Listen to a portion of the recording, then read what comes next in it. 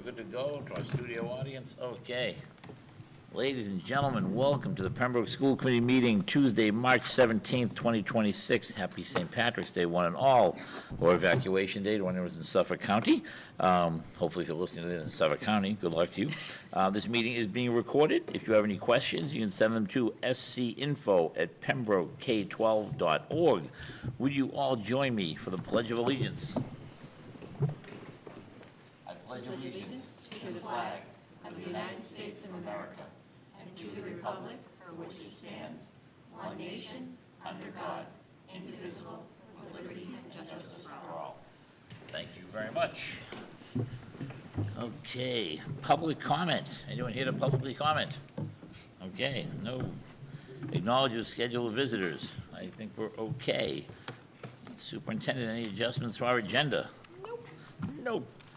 Communications, 25-26 calendar. So I received a lot of communication in regards to the 25-26 calendar and the dislike of the idea that the final day of school for the school year would be Monday, June 22nd. There were several suggestions that I received. Some involved lengthening each of the days by 15 minutes, using a virtual learning day instead of a snow day.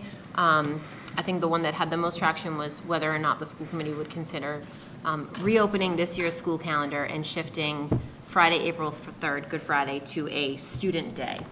A couple things about that. Our school calendar is set generally in April of each year. By law, we are required to schedule for 180 school days plus 5 inclement weather days. So from the beginning of this year, our schedule has always been with the 185th day being on Monday, June 22nd. I appreciate that families have made plans. I would caution anyone to make plans outside of what is the printed calendar for the year. But with that being said, if you have plans on Monday, June 22nd, continue with your plans. We are not sending the truancy officer to anyone's home for the last day of school. At the high school in particular, the last day tends to be an exam makeup day. It's not a full student attendance day. Our 6th grade students at the elementary level have promotion night prior to the last day of school. And the last day of school here in the district is a half day, no lunch. So it is a very short day across the board. When you take a day like Good Friday and switch it to a work day, we did do that in April of 2015. That year in particular, we used 7 snow days prior to Good Friday. We changed Good Friday to a professional development day for staff and then shifted a later day in March to a student day. Good Friday can be observed as a religious day, a religious holiday for staff. When we converted it to a professional development day, we did have several staff that put in for a religious holiday. If we were to entertain the idea of opening school on this April 3rd, I cannot tell you how many staff would be putting in for a religious holiday for that day. I can't ask people ahead of time. So I think just overall, my stance on it is that it's day 185. If we were talking about it being day 186 or 187, opening the calendar may make sense. I just think if you start opening it ahead of that day 185 now, you've opened the door to then have that conversation in future years, short of the mandated 185-day calendar. But I know you all have gotten feedback from families too. I know that there's some staff that have reached out. There's definitely families that have reached out. Well, I know there's some concerns about summer camps starting that Monday, and Go to summer camp, have at it. I just say, we can't tell you not to come to school technically, but if you have a summer camp commitment, and I think they're worried about some of the staff being able to work, but again, it's an exam makeup day. Well, at the high school, it's an exam makeup day, but for the same reason, there's definitely families that have plans on Friday, April 3rd as well. So shifting it to a student day at this point would also cause a group of families some sort of disruption to their schedule and plans. And I know in the past you've mentioned I've heard it mentioned at this school committee meeting several times not to plan things for that last week in the case that there are snow days. So it's been a long time since we've used them, but they're there for a reason. Yeah, I would not want, if we're going around with our opinion, would not want to open up the school calendar. I think we leave it the way that it is, knowing that some people won't be able to make it on that last day for plan reasons, and that's okay, and a personal choice? And the questions I asked ahead of time that I'm just gonna ask again, just to make sure, so we cannot have school on a federal holiday. So No, you could not have school on even if we Juneteenth. voted to make that a school day, we're not allowed to. And then what happens if, devil's advocate, we have 2 more snow days? What happens? So the state of Massachusetts expects you to adjust your calendar for snow days all the way up until mid-May. If weather days, or weather, not just snow, if weather days happen after mid-May, there is some parameters under which you don't have to make up the time because you're so used to the end, so close to the end of the school year. If we were to have additional weather days, I don't want to use the word snow, we could talk about changing the calendar, but without, I mean, we don't have any other days left in there So that you would. so in theory, we would then have to potentially go to school Tuesday, Wednesday of that week? Correct. Okay. If we had more weather days. So so that's part of the reasoning for not changing it now, because it could just end up, It could be a moot point, right? We could still end up with weather days. There was that year that there was a giant storm on April Fool's Day. 99. and So- and contractually, the teachers can't work past June 30th. In Massachusetts, you can't go to school past You June 30th. can't, so it's not even our it's not contract, it's a a- collective bargaining thing, it's a So state thing. if 180 days goes to July 1st, that's You don't have not to make it up. possible. No. So just to clarify, there was a question around if we can go to school on federal holidays or just specifically Juneteenth? Federal holiday. Okay. That Juneteenth question did come up a few years back, because if you remember, Juneteenth was declared a holiday mid-school year. It wasn't on our calendar when we Makes approved the total calendar. sense. So Yeah. there was some conversation that year on whether or not we had to observe it or not. We do. Due to a mid-year change, Yeah. understood. Yeah, and it being, that, Sorry. for us, it being that it is still part of our calendar, a lot of places in the country, they're out anyway in June, so it doesn't affect them the way it does, like Massachusetts. Do we have to take a vote on this? or No, is so this- I don't have it on your agenda as a voting item. If there was appetite of the committee to take it as a voting item, I would put it on your agenda next week for it to be a voting item. And this is, all changes to the calendar have to go through school committee, You guys set the calendar, yes. just making that. Yeah, I have no appetite to change it. I think what you said makes sense, and we keep it as is. Katrina, Agreed. okay. So kind of called a moot issue? Yeah, I folks, just wanted to bring it up because Yep. I know that I got several emails. Yep. I know that there was a Facebook kind of campaign to like send this email, and I got several of them, and staff asked questions. I proactively did kind of survey staff and say, if it were a conversation, which way would you lean? The bulk of the staff were leaning towards scheduling an early release day for Good Friday, but in the same breath, I can't ask them if they're planning on attending work that day. So, Got it. Thank you. Can I add something for communications? Sure. Okay, I know that the Pembroke Community Center Recreation Department is looking for volunteers for their Easter egg hunt event, as well as people to stuff the eggs and to purchase candy. So if anyone's interested, reach out to the rec department. And then coming up on, is it April 2nd, David? Yes, There's a fundraiser at Tiny and Sons. it's going to be a tiny and Is it at 6? 6 to 8. 6 to 8, fundraiser for the scholarship fund for David's late wife. So if people are able to come, that would be fantastic. Thank you very much. Mm-hmm. Very nice of you. I actually, self-promoting, I will be doing an interview with Christine James tomorrow on WATD at noontime, so Nice. thank you. Excellent. Approval of bill schedule? I don't think you got it yet. It'll be out in the morning. Yeah, Yep. okay. Okay, I'll take a motion to accept the school committee meetings for March 3rd. So moved. Do we have a second? Second. All those in favor? Aye. Any opposed? Any abstaining? 5-0, Natalie. Superintendent's report.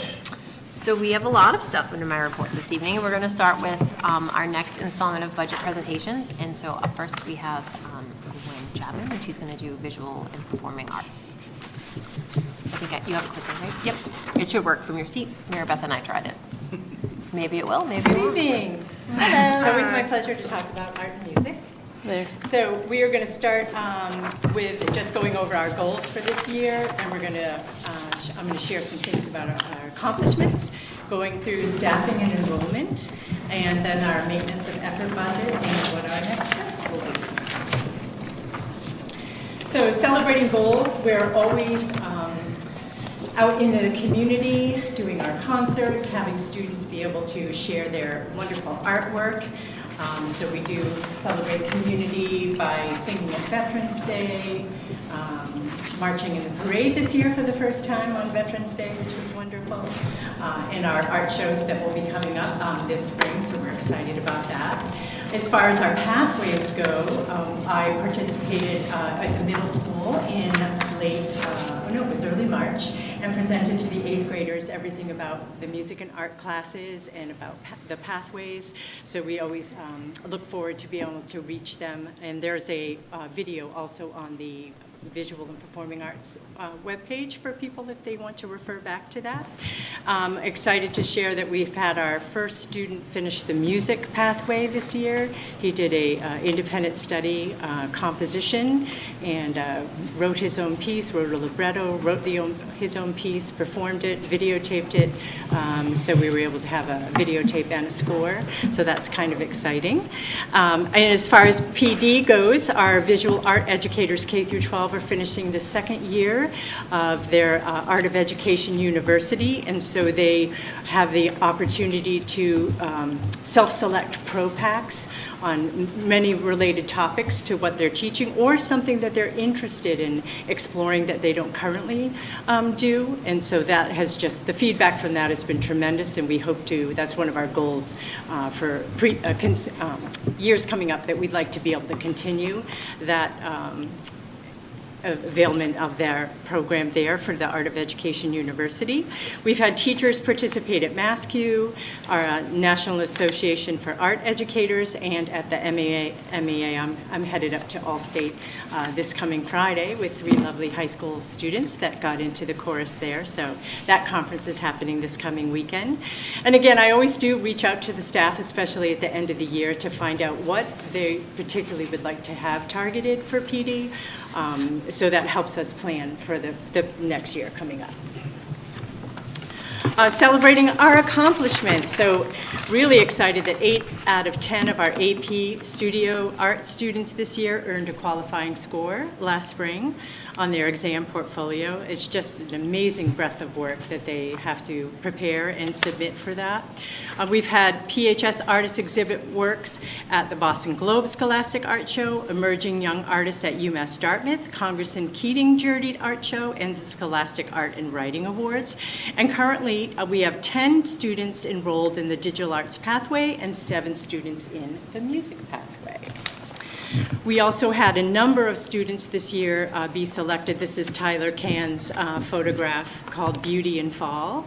And he won a gold award for that, but we've had a number of students there listed, you can see, that had their art selected at the Boston Globe Scholastics.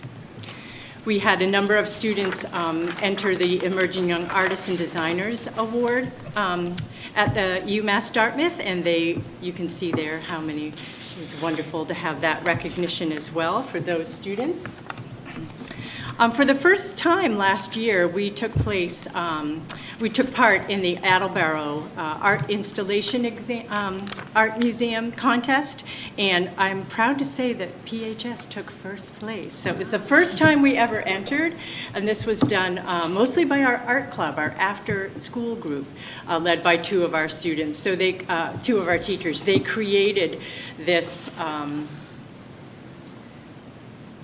this exhibit, this piece collectively. It was done with a lot of 3D materials, and then they went down and actually did the installation. They had to move each piece separately and then install it down there, and they actually took first place. So we were really excited about that. It was the first time that we had been involved in that. One of our teachers had done this previous in another school system and brought it to our attention, and so we entered, and look what they did. It was pretty amazing. Awesome.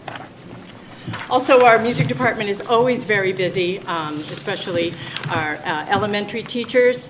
Our band Mr. Hawes likes to do lots of outreach and extra things for our students, so they've already performed at a BC game this year, and they have plans to go to Fenway Park. We've done the TD Garden and Celtics. We perform at Derby Shops. They're looking to do, the middle school and through the high school are going to Music in the Parks on May 1st this year, and we've also had groups. The elementary choruses went to sing at New England Village, as well as our middle school jazz band to perform for the residents there. And the middle school did Providence Bruins this past January. That's awesome. This is just a picture of our cast and crew of Seussical that we did in the fall, that we also included students in grades 5 and 6, which was a lot of fun to have our younger students be involved in some theater. And our music students have been busy preparing for festivals. So we've had 15 students accepted this year to our Senior District Festival, which was in January. 4 students just went last weekend to our 2 weekends ago, to Junior District, as well as our own Greg Tarbucks, who was the orchestra director this year for Southeast District, which was fantastic. We've had 3 students accepted to Allstate. I take them this weekend, and just last weekend we had 21 students accepted to Senior SEMSPA, and so they performed down in Plymouth, and our own Austin Glass is the president of SEMSPA this year. So we are very engaged.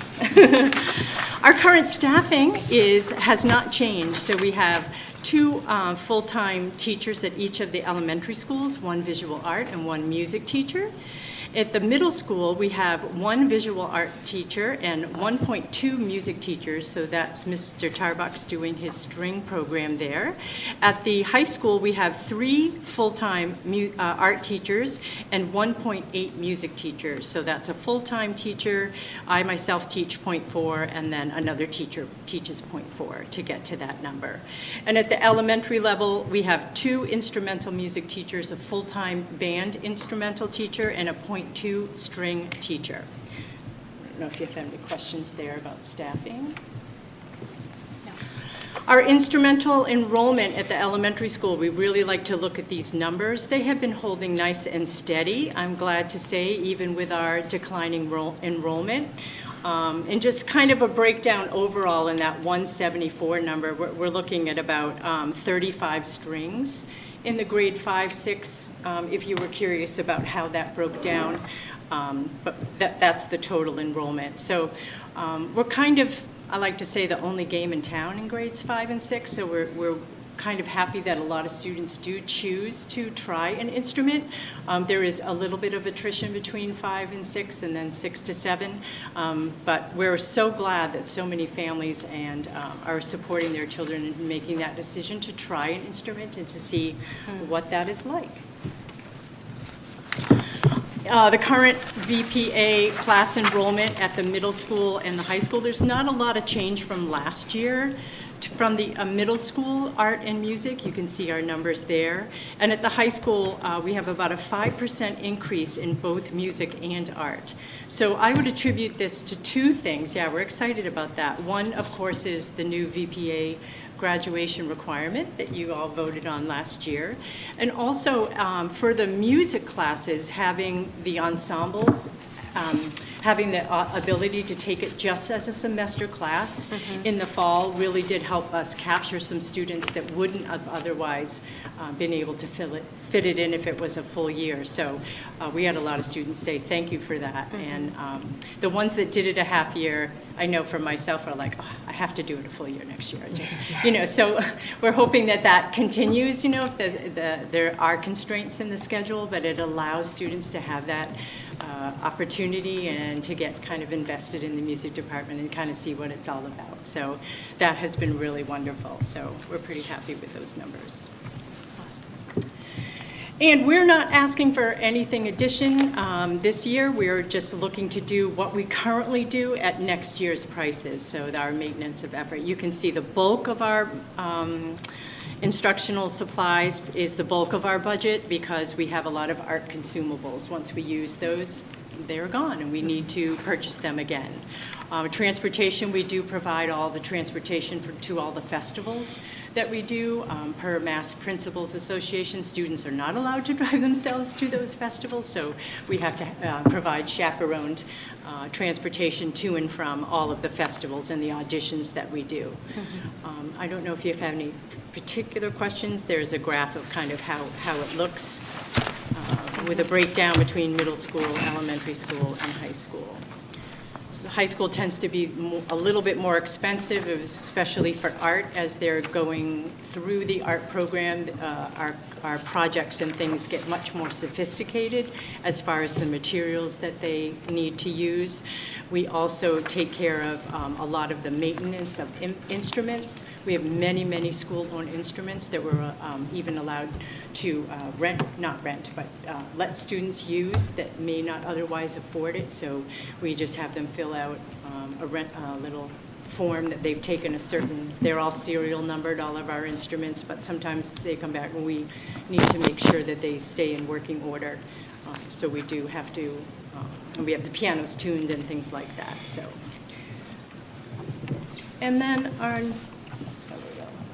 our next steps, we are very excited that we're going to implement an AP Digital photography course next fall. That will be open for students in grades 10, 11, 12. They will have had to have taken digital photography as a semester for a prerequisite, but there's a lot of buzz about that among the students. They're very excited about that course, so I expect that we'll see some good enrollment there. And we are always thinking about recruitment. We are a completely elective department, other than the .2 graduation requirement at the high school.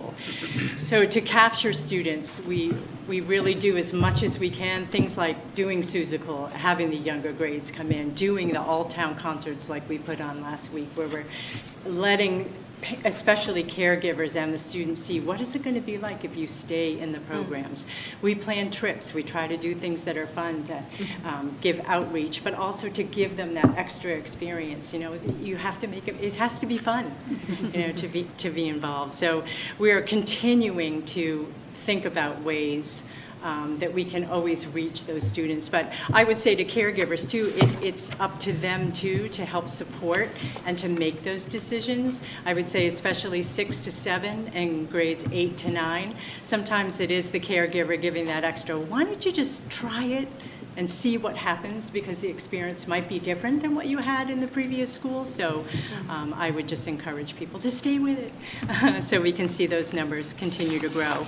We did have quite a number of 8th graders do marching band this year for the first time, and so we'd like to continue that for next year. We also have our color guard involvement, and actually Miss Haley just went and performed with the elementary color guard at NESPA, and they did really well. They got a gold medal last weekend. So that's the first time. Thank you for your support, Mrs. Obi, for that, helping there pay for all the dues and everything. But that was the first time that we had the younger color guard compete, so they did fabulous. So we'd like to see that come up so the 7th and 8th graders can be a part of the color guard in the fall as well.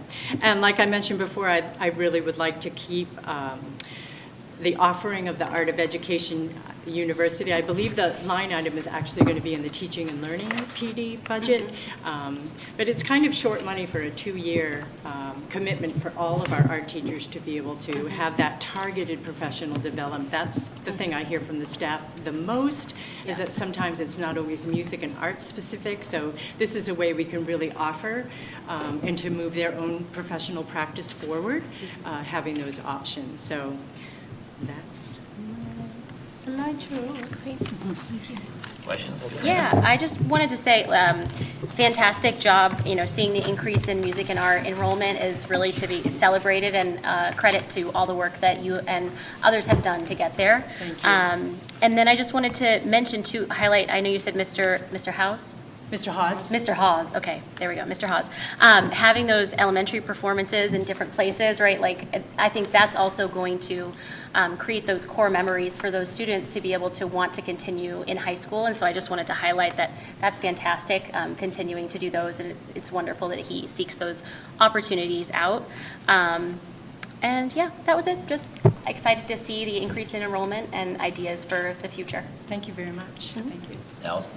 Does the school own the cameras, like digital cameras, or these, like, or the kids own them, and are they? It's a combination They're of not both. like but- cell phone? No, we do own digital cameras Okay. and iPads that they use in the digital classes. And they're learning, because, I grew up doing film processing and all of that. So do they get to do any of that? You mean like a anymore? darkroom Yeah, like- situation? We don't do that, yeah. Okay. We So don't have this the is all- capability of. But they're still, I know, I know. But I know that there's other photography classes that still do that, but they're still learning, the aperture and the. like, They are. So with the digital, and a lot of it, as times they're taking it into Photoshop or using Procreate on the iPads so that they can learn to manipulate as well. So not only are they doing all of the, rules of thirds and all of that with the digital work, but then they're able to do it both physically and with the computers. Okay, very cool. Thank you. Sue?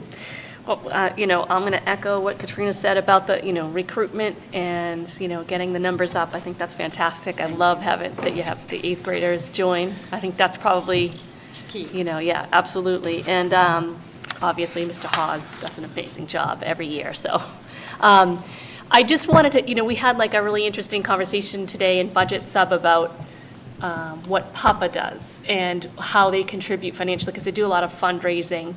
And I thought this is a good time to just let people know what they do. So I was explaining that sometimes, like, they bought the trailer for the instruments. They bought, they do like a lot of fundraising. They do the mattress sale. They do, especially when we're planning our big trips like next April. But even with Music in the Parks coming up, students have a chance. So we're not allowed to fundraise as a department, of course. So it's all done through PAPA, or Yeah. the booster group. So they plan out, kind of depending on what the trip year is, they plan a number of different fundraisers that students and families can get involved in, so that students can help to offset that course. And what they decided this fall was, because we're doing a big trip next April, our Florida trip, that students could bank that money so they could work multiple years towards offsetting the cost of a big trip. But yeah, they've been incredible. They've bought color guard flags, they've bought wireless microphones, they've bought the trailer, which is huge for us when we have to go to do a parade, or like going to Florida, we send the equipment truck down so that we don't have to check all those instruments and pay all those extra fees. They actually arrive safely. But it does save a ton of money having parents volunteer. They just do so much for us. They're a wonderful organization. I feel like they bought a couple of instruments here and there, too. They have bought Yeah. instruments Yeah. in the past. Mhm. Yeah, okay. Yep. Yeah, They thanks do. for They everything. almost try to fund everything that we ask for. And of Yeah. course, they fund awards as well, Right. and the senior scholarships that happen, so. Yes, absolutely. Okay, thank you so You're much. welcome. Katrina? Nothing to add. Thank you so much. You're welcome. Well, just closing comment is, a lot of times when people talking about the Pembroke Public Schools, the two things that come up are the music program, and I will defer to my good friend over here, Brian, the sports programs. A lot of parents are thrilled, and a lot of out-of-town parents are jealous, so. Thank So, you. Brian, I think we're on to you, sir. Before I let Brian Oh. start, I'm going to let Gwen go. I know she was traveling today. and Okay, thank you. Thank you. Thank you. Thank you very much for all your work. Well done. Thank you, Gwen. Just make sure this works.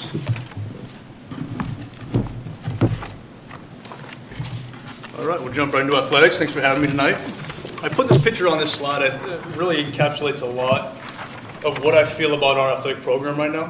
And it's interesting because I feel like this senior group, our student athletes in general, but this senior group is so dynamic, and they're so connected, and they're connected in a way that I haven't seen any group we've had in the past, where there's no silos, there's no cliques, there's no this group and that group, there's no teams.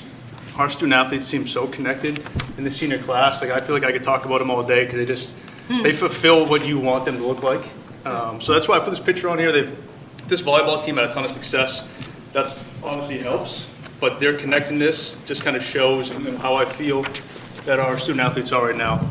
So this slide, any sports night that I do, I show this slide. So some of you might have seen it before, people might get sick of it, but I think it's critical that we define our why of what we're trying to accomplish and what we're trying to do each and every season. And we go over this. This is really our philosophy, where it's a student-athlete-centered model. We can see them in the middle. And there's 3 principles below it of educational-based athletics, competitive excellence, and transformational coaches. And it really takes these three areas to be aligned, to come together and have belief to achieve what we want to achieve. And that's creating a great environment, that's having a great experience for all our student athletes. And educational-based athletics, which you'll see on this next slide right here, is really, we want our athletes to win in the classroom first, right? We have extreme academic and rigorous standards that they need to take care of. They need to make sure, obviously, they're passing their coursework and doing great in the classroom before they can be an athlete at Pembroke High School. So just some data to support. It's about to support how well our student athletes are doing. This is from the class of 2026, that grade 10, grade 11, and grade 12, 28 of the top 30 highest ranking students are all student athletes, which is tremendous, right? They're checking that box. That's what we want them to do. 31 of 36 of the NHS inductees are student athletes, so they're checking that box again. Those are all the things that we want them to be great students first, using academics as an extension of athletics. And then the next piece, you know, you can see on there that we had 17 student athletes commit to play college athletics, which is just a benefit and a bonus to having great kids, a great program, and they've put in the work to achieve those things to get to that next level. The next piece of that, that first slide, that Y slide, is, as you can see up here, is our competitive excellence piece. And I could talk once again about our student athletes all day, but it just shows, and just to put this into context, this presentation covers our spring 25 season, our fall 25 season, and our winter 25-26 season. So it does not cover this spring season that we're heading into right now. So all these awards are from those 3 seasons. But you can see through this winter time, Alyssa Marcella, 1,000-point scorer, Logan Shipper, 100 career wins, Kevin Murray, 100 career points. Those 3 tremendous individual awards. We'll have banners put up in the gymnasium for them so they can accomplish those and come back and see those accomplishments and what happened. So super excited about those 3. I think Alyssa was the fourth person in Pembroke basketball history to eclipse that mark, and she went over 1,100. 1,102 was her career number, so a tremendous career for Pembroke girls basketball. State champion shot putter, a ton of Patriot League MVPs, girls and boys outdoor track, girls tennis, boys soccer, boys indoor track, and girls basketball. So each side of the Patriot League gets 1 MVP selected, and that's voted on by the coaches in that division. So it just shows what they provide to the league, not just to Pembroke, but the whole entire Patriot League, the 12-member league that we're in. Boys and girls track were outdoor track state runner-up, not a surprise to many. 8 Patriot League Fishing Division titles, 82 Patriot League All-Stars, 12 teams qualifying for the state tournament, 6 of them being a round of 16 finalists, 4 a round of 8 finalists, and then finally we're the 5th. We're 5th in the Patriot League in the Boston Globe Scholastic standings.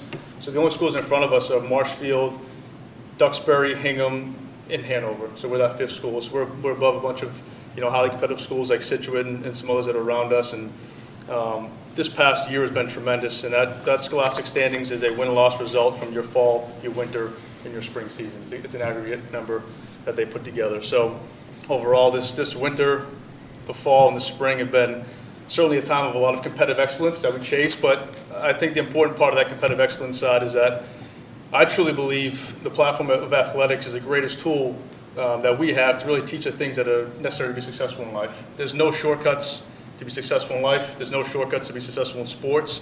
And I really think that platform that we have, that our coaches are providing, our student athletes are putting in the work, they're being committed, they're being resilient, they're working through adversity. I think those are all the things that we want all our students to have. And I think the platform that we have here at Pembroke has just been doing a great job for our student athletes. Next slide. A little bit of community service. Obviously, this is just as important as anything that any of our student athletes do. But we hosted Morgan's Message this year for the first time, our girls basketball team. And Morgan's Message is really a nationwide message to kind of fight the stigma of mental health. And it just helps support and get the voice out and the word out and exposure out to mental health and who's fighting it, and that you have help. And there's people there that are willing to help you and ask for help, and it's okay. So we hosted that night when we played Norwell in basketball. We had a great turnout. It was a great first time that we've done it, and we're certainly going to do that in the future moving forward. Our boys hockey team, they played a game that was dedicated to local food pantry. They spent a ton of time with those folks, donating hours, doing whatever they can with that group, and they've done a great job. Our volleyball hosted their Pink Night, which they do annually for cancer awareness. We have a ton of youth camps that we host from pretty much year-round, mainly in the summertime, but we host some during some school breaks and some holidays and, extra dates we can get in, but we had some youth camps for soccer, both boys and girls, basketball, lacrosse, cheerleading, baseball, and softball. So that importance of getting our youth connected with our high school-aged folks is something that we need. We're obviously not the biggest town, so we can create those connections and those relationships early on. I think they really pay dividends down the road, and it's something our kids and our coaches are doing a great job with. And then lastly, Alyssa Marcello, once again, to shout her out. She was a member of the MIA Student Advisory Committee. There's only 26 student advisory committees in the entire state. It's a super rigorous path to get there. You need to have a resume, you need to go through an interview process with the MIA Executive Director. They have monthly meetings in Franklin at the MIA headquarters. They give back a ton. In this picture, you probably can't really see it well, but she actually spoke, this was at Gillette Stadium at the 31st Annual Sportsmanship Summit in front of like 1,000 people. And just that experience alone was awesome. And once again, it's representing what we're about at Pembroke and doing a great job in that role. All right, moving forward, I don't know if that top piece is on there, but I think you have it in your slide. So this is going to start with the fall sports, really our 5-year numbers from 2021 up to 2025 participation-wise. Nothing drastic and major in here. I think you see our percentage of enrollment for athletics. We're down 1% from our 5-year rolling average, so nothing that's drastic one way or the other. I think this is probably a pretty consistent and steady expectation of where I hope we're at. That 40% number and above is a healthy number and something that we push to keep going. The biggest drop off from the fall 2025 to 2024, girls soccer was down about 9. Student athletes in football was down about 7. So that was a 16-ish student athlete reduction from year over year. And then volleyball has actually become pretty much our most robust and popular sport in the fall. We offer 3 levels of freshman, JV, and varsity. We have to make cuts, unfortunately, because we have so many girls and boys who try out for that team, which is awesome. But it's healthy, it's growing, and it's been a great experience for all our student athletes. Moving forward, that looks like it's fall right there. There we go. Winter. Same thing, 5-year averages from 2021 to our current winter that we just finished up last week. The winter sports numbers are down slightly more in terms of from last year, but really that number last year I think had a lot of noise in it. I don't think it had too much signal. That indoor track number had like 125 last year, where our 5-year average was like between 95 and 100, right in that range. And that's where we're back at this year. So it looks like we're down kind of a healthy chunk, but I think there was a lot of noise in that number from last year. I don't expect it to be that high moving forward, which kind of shows where that drop-off is coming from. But once again, we're above that 40% threshold, which is, I think, a critical number, a number that we're trying to stay at and above moving forward. Spring. So I just updated this with our current spring numbers. Spring sports started yesterday. Can't believe it, the fields out there aren't spring-like, but we're doing our best. These numbers are pretty accurate. We had about 13 folks register between yesterday and today, so we're still adding to this, which is a good thing. Registration, although I put a deadline on it, it never seems to close. We're always taking those late ads. But once again, you can see our numbers are staying pretty steady. They look a little bit low. They'll come up to be about 39% of our enrollment, to be just right below our 5-year moving average. The 2 declines for this spring season that I've seen right now are girls lacrosse and baseball. But like I said, we still have a few late enrollees, and we'll see where those numbers kind of finalize as we get through this first week of spring sports.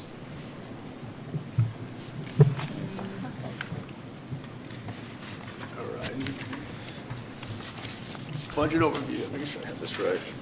It's a little bit over here. Okay, so just what it looks like from our fiscal year 26 overview. The next slide will be in detail, so this is just kind of the macro look at it.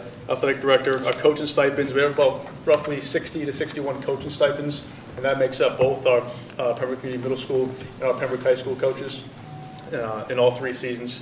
So roughly about 61 coaching stipends to make up that number. Athletic maintenance custodian, contracted services, officials, supplies and equipment make up that 827, 720. So this next slide, you can see a little bit of detail to break those numbers down to get some context to them.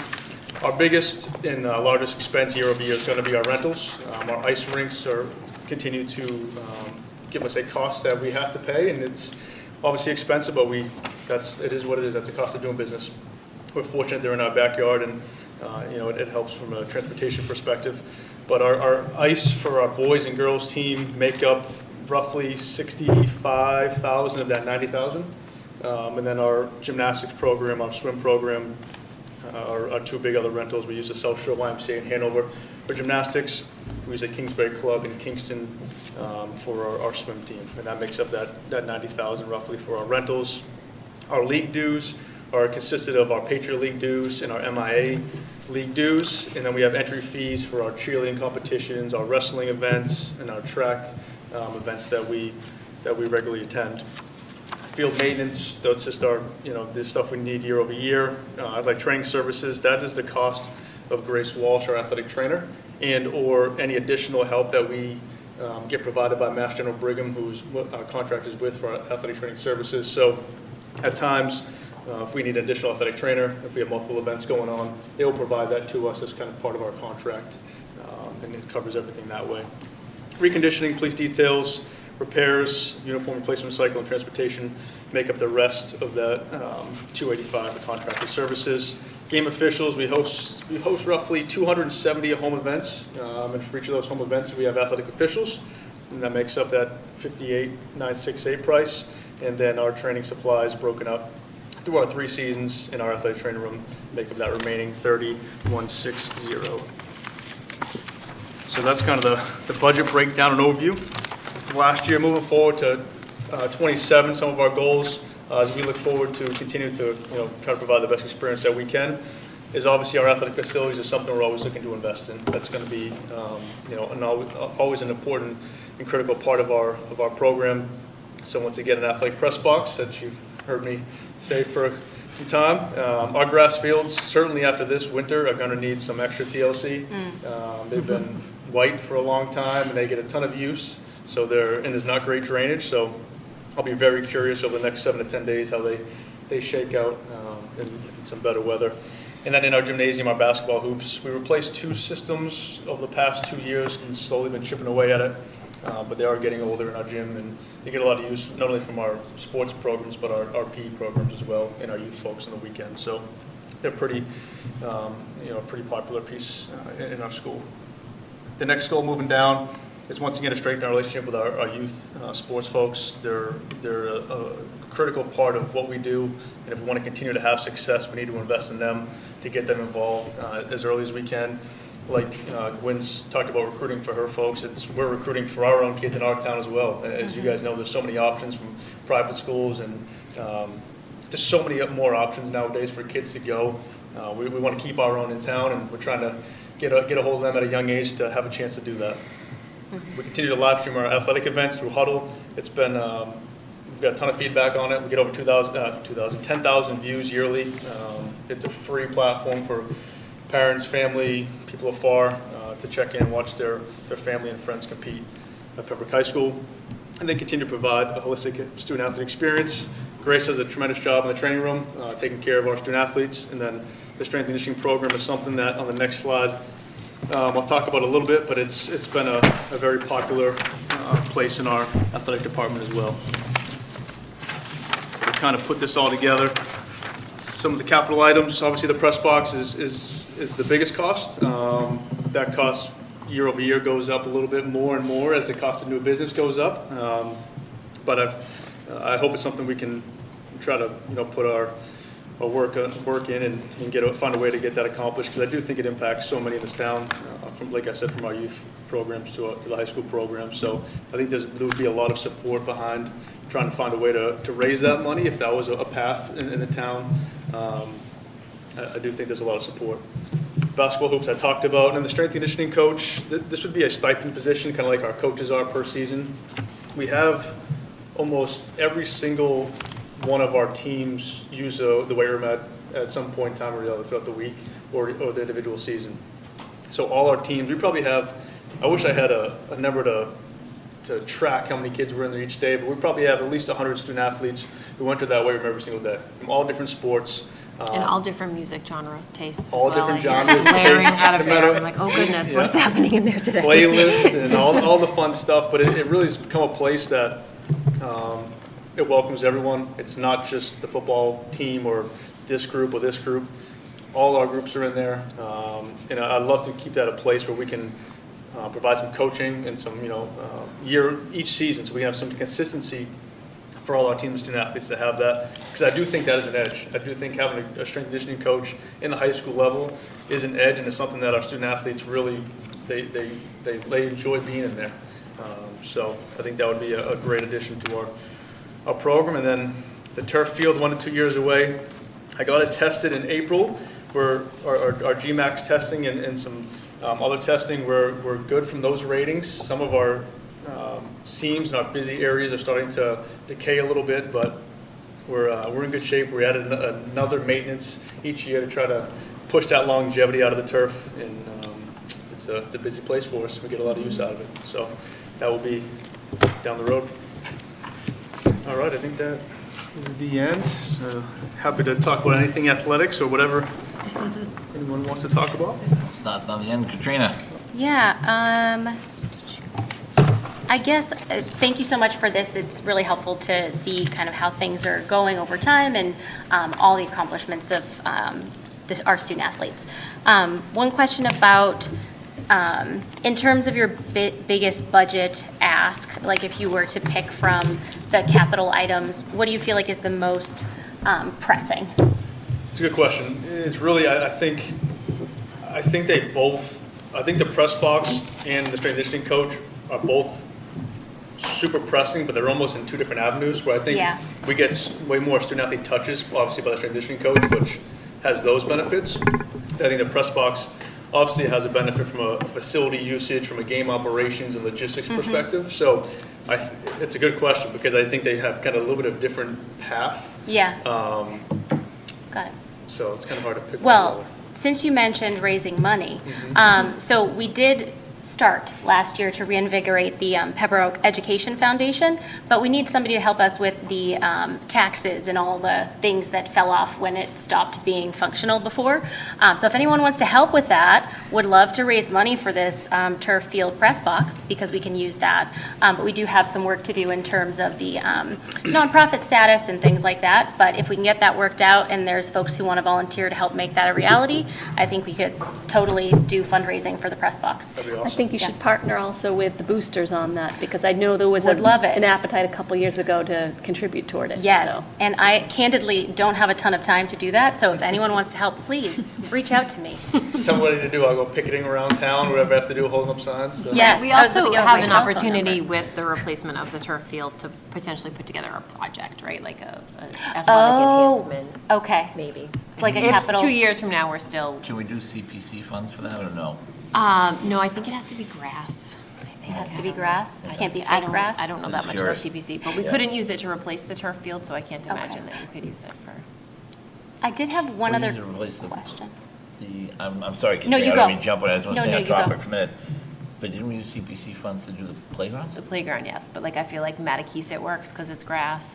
There's some weird stipulations to it. I don't know But the them. press box, Yeah, I don't know that the press box would fall under CPC, but I'm happy to explore it. Yeah, why not? Happy, yeah, to do that. I'm sorry, Katrina, No, thank you're you. totally fine.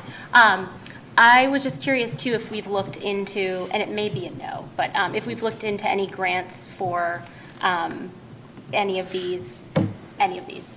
Like if there are grants that are available to potentially fund any of them. I have not looked into a grant for the press box, or I don't think the stipend coach position would fall into any grants. that Probably not, yeah. I'd be aware of, but press box, I don't, once again, I could look into that, I'm not. Yeah, Brian, cool. just going off the board for a second, what about having Springfield background that you and I both have? What about an intern strength and conditioning person? Would that, I would think that kind of cover us or not? I just. that would be my next step kind of envision, where we get a strength and conditioning coach that's certified, and then we can start having interns to make that program kind of more hands-on, get more touch points, and then we can get kids from Bridgewater State. That's what I was from gonna say, Springfield. yeah. We can have a ton of those departments that are local that probably want to come to get some hours. Yeah, Yep. so I'm just, let me talk to my brother. Yeah. I'm sure he's got some resources there that I could tap in on, Yeah, great. so. I'm sorry. I'm done. Allison? So if I remember correctly, for the press box, part of the process is it has to have sprinklers and ADA and all things that we don't currently have anywhere within that area, really, So we right? have water. When we put the sprinkler system out to the practice field, we did run the conduit for those pieces, if there were to ever be a press box. So the press box would be its own entity behind, like, is there even like a conceptual idea of where this would be? Or Yeah, so like- I have some just curious about- diagrams and some things that companies have given us. So Oh, there's so cool. many options now. Some come prefab, where they just ship them in and Right. they build a foundation. That's kind of the work, and they're prefab, and they're kind of nice and easy. Like on the ground? No, Not on they're the up ground, on but it. they're already built, They're and up then on it. they put them up on that. So are we talking Others- like an elevator, or is this would be ramps, or like how do you? It would probably be an elevator process. They have a ramp to that, and the back would be, It would be steep. We don't have enough space. It would yeah, be it's not enough steep. space. Yeah. for- Yeah, no, that's why I was just trying to, because, Yeah. you know, I think that whether CPC can be used, but then all the youth sports that use the fields, like, it would obviously be beneficial to The whole time. a lot of places, a lot of people. Yeah, that's definitely something I think that could be explored in different avenues of, outside of just like our budget within the school. But I also want to just also shout out the the baseball and softball players, because I've been Sue? So first of all, congratulations on all the successes for all of the sports teams. Like, I'm just really impressed. The volleyball team this year was unbelievable, and There was a dusty banner up there we had to clear up, get some New Year's. But oh my gosh, yeah, it was just, I mean, and honestly, I mean, in the track program and cross country, and so many amazing athletes, and I think that they can't be developed without good leadership, right? So we really appreciate everything you're doing for the program, which is pretty amazing. A couple of questions I had. First one is regarding the budget detail. Is there anything in here, is this just maintenance of effort budget detail, or is there any sort of items in here that are increased from last year that should be called out, or? The biggest increases really come back to that contracted services piece for the rentals. So that just goes up yearly based off whatever the rink decides they want to charge next year. It's not Sure. like a price that we know we're getting. So, yeah, certain so time. our maintenance of effort budget includes an increase in those type of services. You know, we kind of guess at it. I think we're pretty close, but. that's So included basically, in this maintenance is of effort. maintenance of effort? Correct. Okay, so that's kind of my question, trying to figure out. And then the other question, we talked briefly today in budget sub about potential for track at some point. So how is the track doing right now? Have you had that checked? Yeah, so it's actually become a very niche market. The Cape and Islands, who've done a lot of the track work in this area, they've kind of gone away from doing repairs. Now they just want to do brand new construction, so it's been a challenge to get them here. With that being said, there's definitely some usage and wear and tear in some of those high traffic areas.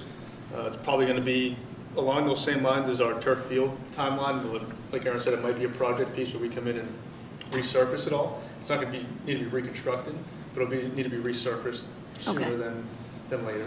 At least a ton of use, you know, and we host some MSTCA events which add to that. Right. But it's a great, you know, opportunity for our town to host that, which is why we do. But it's probably on that turf field timeline of needing to be resurfaced.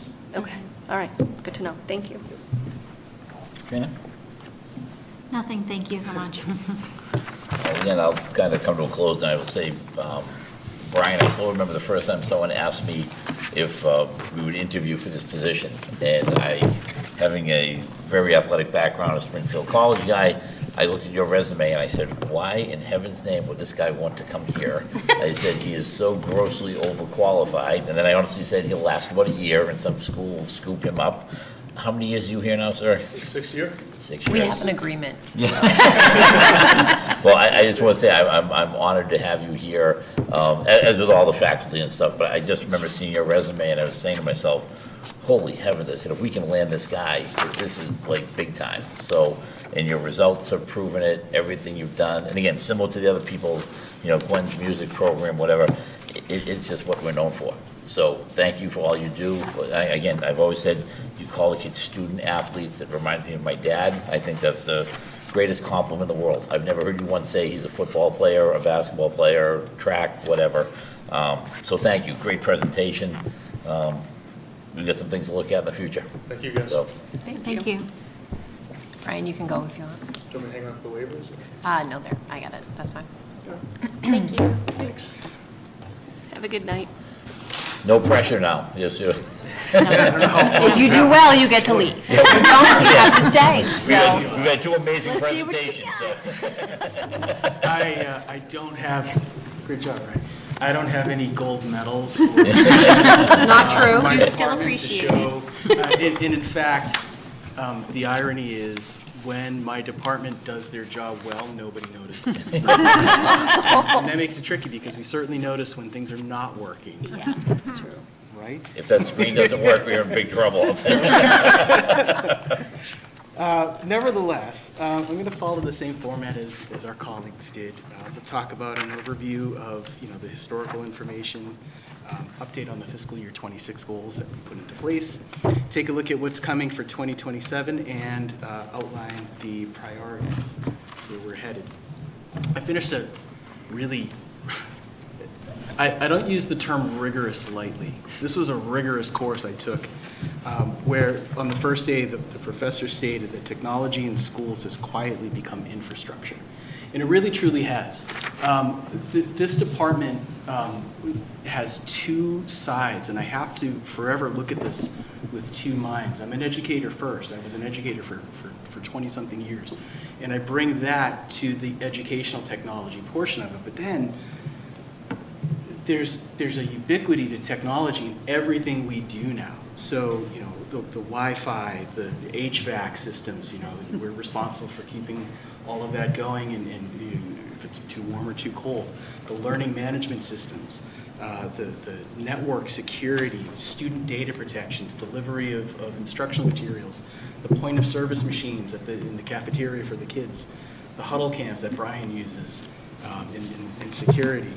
Pick a time for parent-teacher conferences, the voice-over internet protocol telephones. Like we have our hands in everything, and it's not something I take lightly. And in fact, I take it very, very seriously.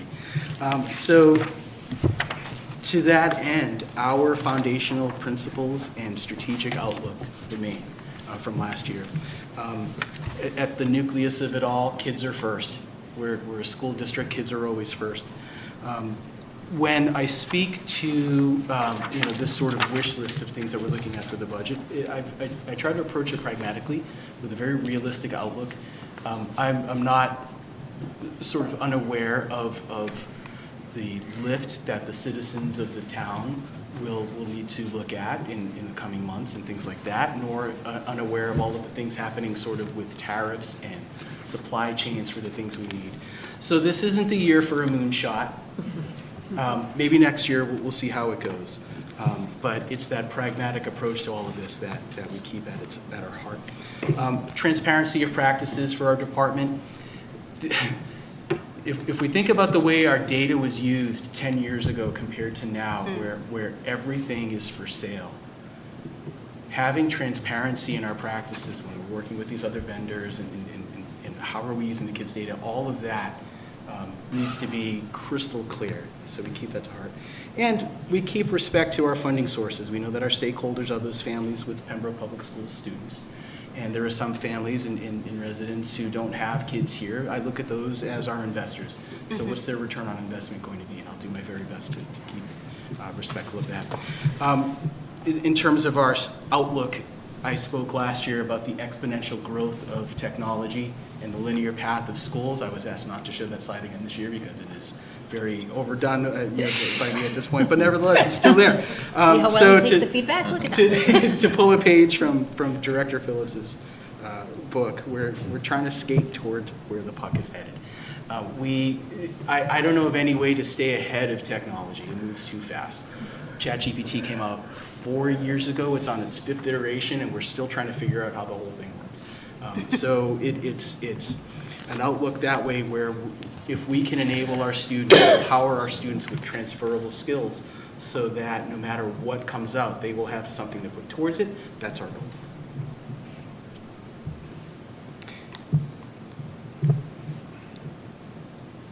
Our state of tech, Titan Tech in particular, is kind of interesting. It's been an interesting year. We've had a decrease in our department staffing. we were small before, we're teeny now. We were a skeleton crew at one point, now we're a couple of bones. But it's all for good reason, too. Ken Cruz was our media technician who I believe started prior to Pembroke's split from Silver Lake. But I know he had been here for 22 years. He retired in January of this year. Couldn't be more grateful for all of his hard work. He did great things. And our digital learning specialist made sort of a lateral movement from that position to the high school librarian. It could not be a better fit. It could not be, it was as if there was a hole shaped exactly like her that she just stepped into for this. And she mentioned it was her dream job as well. We've had some system level disruptions that required some shifting of priorities and definite heightened focus on security and compliance.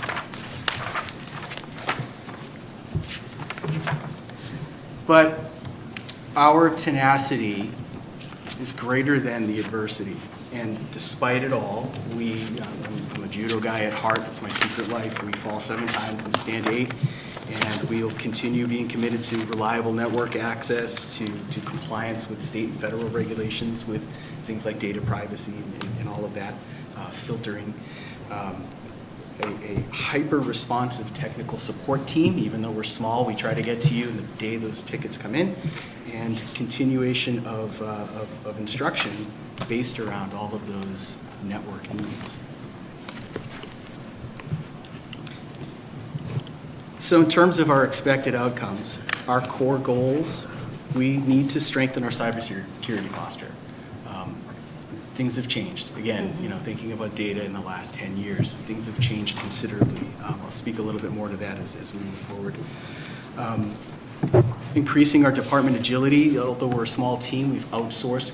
This is our first full year of working with Oker's technology to sort of help us with the lift, with a lot of the updates to our services. They can kind of get in and do a lot of the work that our network manager normally would do, but he's stretched so thin too, so it's a help.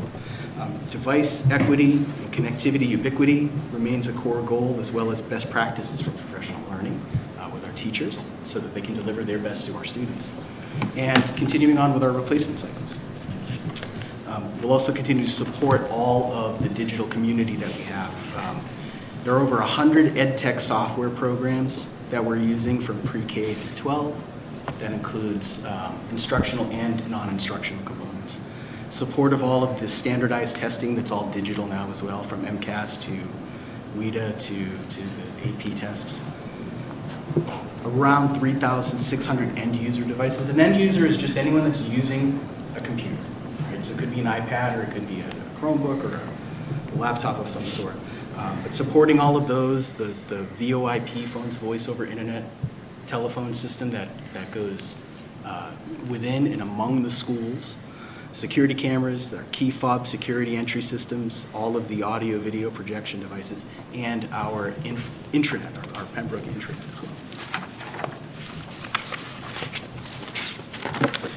We have had some successes.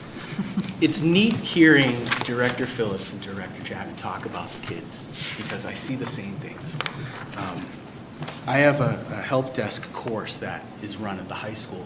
There are 6 seniors that are absolutely remarkable. They're innovative and persistent and do such great things. So that's a semester-long course. They have repaired, salvaged, or recirculated 200 Chromebooks, which is remarkable. And when Mr. Cruz retired, it left me sort of with the load of getting to all the schools and doing the physical repairs. It was great knowing I could bring a pack of Chromebooks labeled Bryantville and drop it off at the table outside of my office at the high school, and the kids would get to work. And knew just what to do, how to troubleshoot it, how to repair it. So we had kids repairing other kids' Chromebooks within the district, and that's great. And in fact, part of the course that we run is to take a really hard look at the way that we use our tech in the district, and are there any areas that could be built up. And in fact, they found one. When I was looking over the feedback we received for the strategic planning team, there were some, despite having new devices, there were still some gaps that some of the kids were saying, and in particular, the Chromebooks were operating really slowly, even though they were new.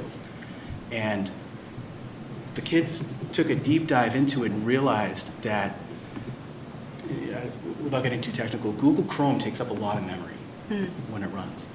So when the kids had one tab of Google Chrome open, it was just over half of the Chromebook's memory being used at one time. So you can imagine if they had like 5 tabs open, everything else would stop.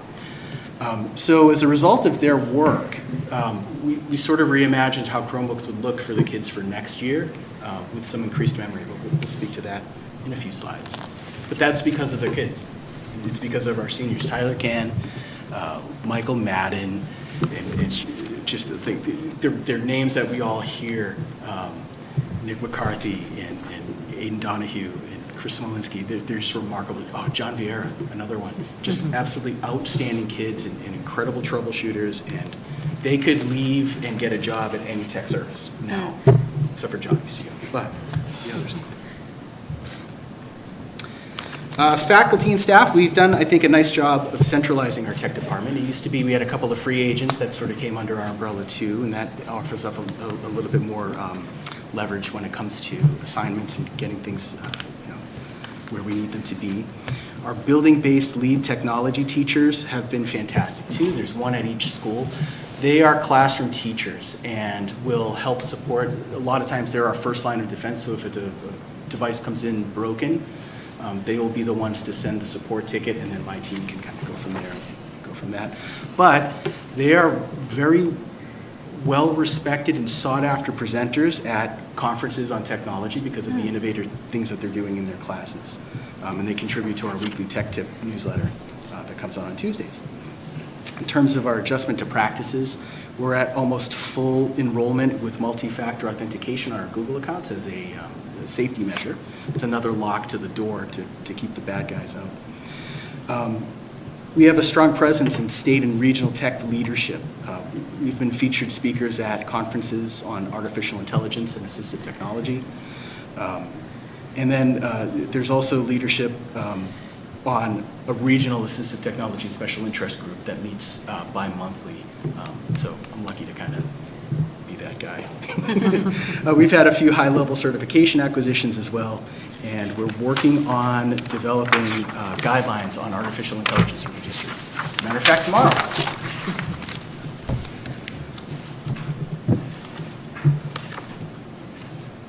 Our end user hardware has also been a success. We have implemented the business computer lab, and it's very well used at the high school.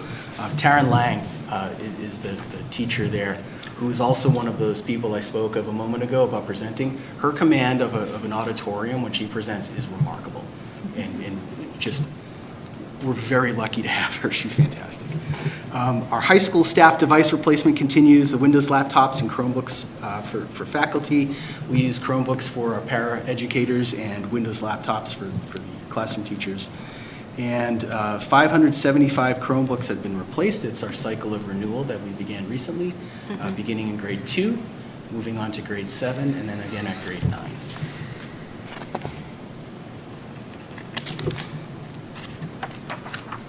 We're also working towards making our infrastructure less fragile.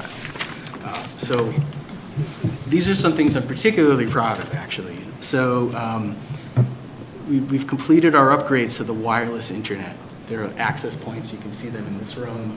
They're more robust. They'll handle a lot more data being sent to and from. The backup systems have been built are robust. They are, in the case of some sort of catastrophic failure, what we turn to restore everything. That's part of the restoration process. We've completely replaced all wireless access points at the middle school and the high school, so now all 5 schools are on the cloud. That was a 3-year goal that stretched out to, I think, 5, and that's great.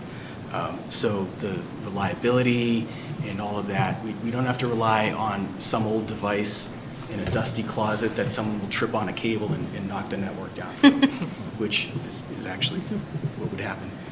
We've moved the HVAC systems to the cloud, so that's all controlled through the web at this point.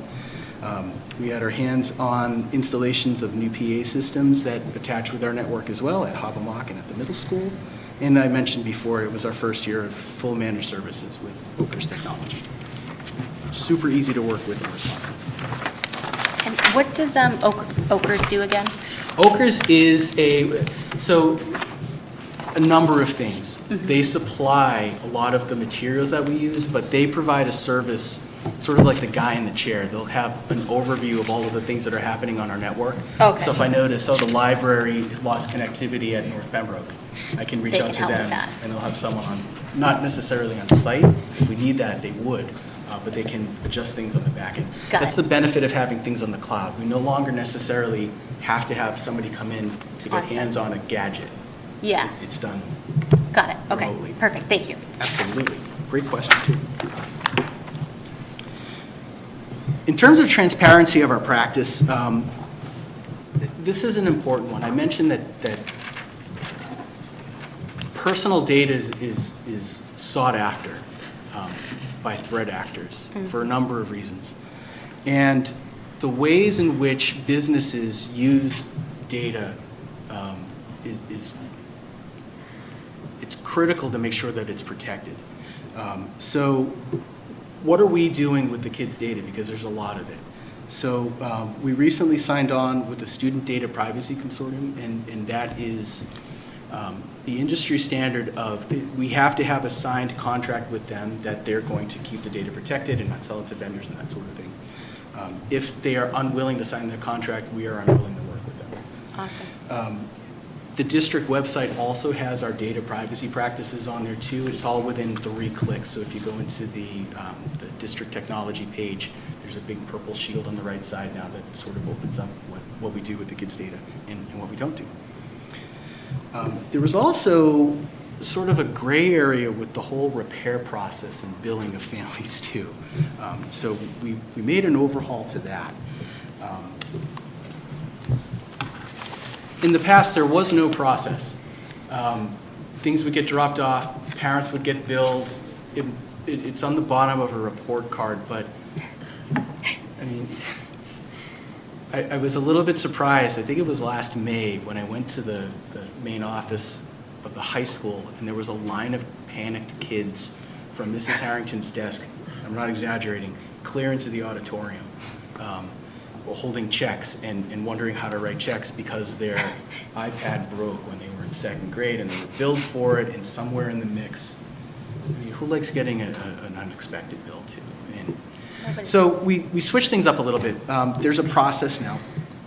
When a device is broken, it's brought to the office, or those lead technology teachers I mentioned let us know.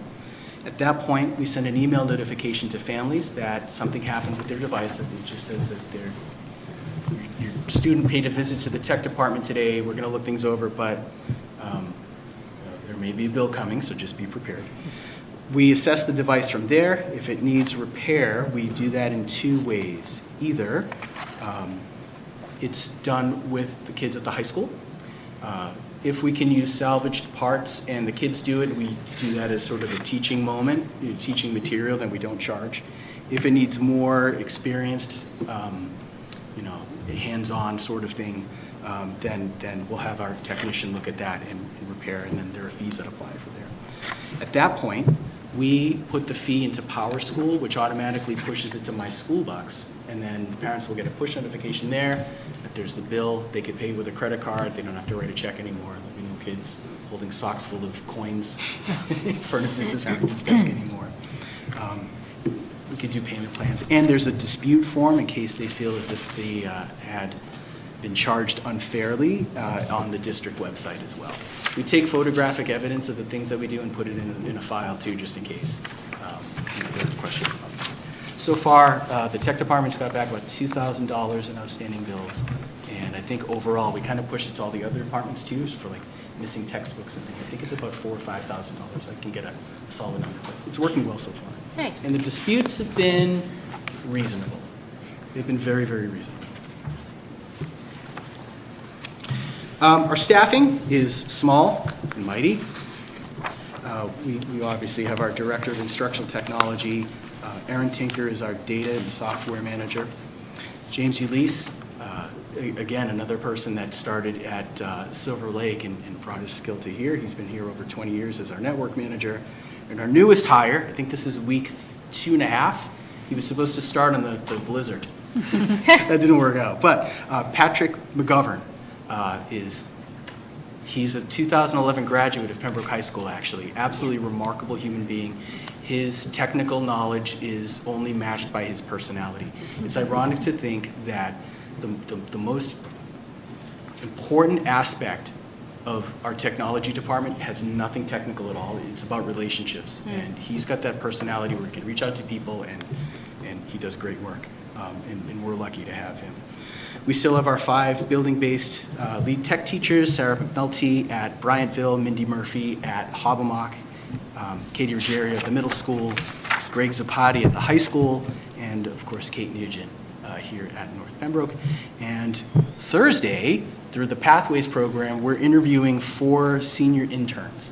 So we'll have 3 or 4 guys working with us, all with driver's licenses, so I can send them off to other schools. We'll take all the help we can get. In terms of, sort of regional numbers, we're the smallest around. We have our 4 people. These are the dark schools. Comparable numbers of devices and students, but some of them almost double what we have going on. Yeah. There's all these other numbers for folks at home. It's like 9, 12, 6, 9, 7, 8, 5. It's getting more complicated. I mean, I can speak, with the wisdom of experience after Mr. Cruz left. Things got a little bit tricky. I would never go lower than what we have now. Got it. Very helpful to know. It's reflected in our tech tickets. This is from August to February. We had our media tech completing 220 service tickets, our network manager with 72, the digital learning specialist at the time at 36, the software data integration person had 172, and the tech director had 255. That was a lot. It was sweaty. So in terms of our recurring costs, using our tech interns and salvage parts for Chromebooks, that costs us nothing, and it saves us a lot. When we're looking at new devices, I make sure that they are compatible with some of the older parts that we have. As they get more advanced, that changes a little bit.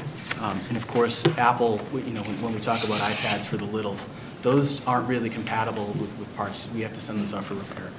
But that's actually few and far between. Those are always a good investment because they're pretty beefy. With a case, we can get a solid 6 years out of them, which we'll speak to in a moment too. Our software licensing and support for instructional and non-instructional software. So I worked with Assistant Superintendent Brust last year and the teaching and learning team, and we took a deep dive into the instructional software that's being used or not being used as much, and sort of shifted things. So we're saving a little bit of money there, either by not renewing some or placing more emphasis on other software. Internet that provides the service to our district doesn't change. That's at status quo now, but this is the portion that we pay through E-rate. Supplies and materials, we cut back on a little bit too. I don't think that we needed the full 30 from last year, so we'll scale it back and save a little bit that way, bringing us to a total savings of about $57,000 for this coming year. Nice. In terms of the devices that we need for the coming year, there's a few. The elementary laptops are starting to fall apart. We get about 4 solid years out of them. And indeed, this is where we're at now. So we'll be looking to replace 130 of those. The elementary paraprofessional Chromebooks are a little bit more than we asked last year, simply because there are more of them at the elementary school. We got our money's worth out of those iPads that the kindergartners and first graders have been using. When I was a classroom teacher, I heard the statistic once that you have half of a child's biological age in minutes of attention. So if you're a first grader and you're spending 5 minutes troubleshooting an iPad, the moment's You've gone. lost So them. let's, maybe we could look to replacing those slow iPads for kindergarten, first grade. And of course, the replacement cycle for the student Chromebooks. A little bit more this year because we're boosting up the ability of them. And that cycle goes through grades 2, 6, and 9, as we had mentioned. I don't think that a second grader's first experience with a Chromebook should be troubleshooting, which is why I will insist on starting them off there. Right now, the oldest Chromebooks in the district are in grade 5 and grade 12. So we can salvage those parts if, hopefully, as new ones come in. Our network equipment needs, so when I came on as director, the priority was to shift away from those on-premises devices because they kept breaking. They were super vulnerable. So when we're thinking about network needs for next year, we're in a pretty good spot. Looking at where the trends were headed, we'll stick to managed services, and we'll need to strengthen our cybersecurity stance as well.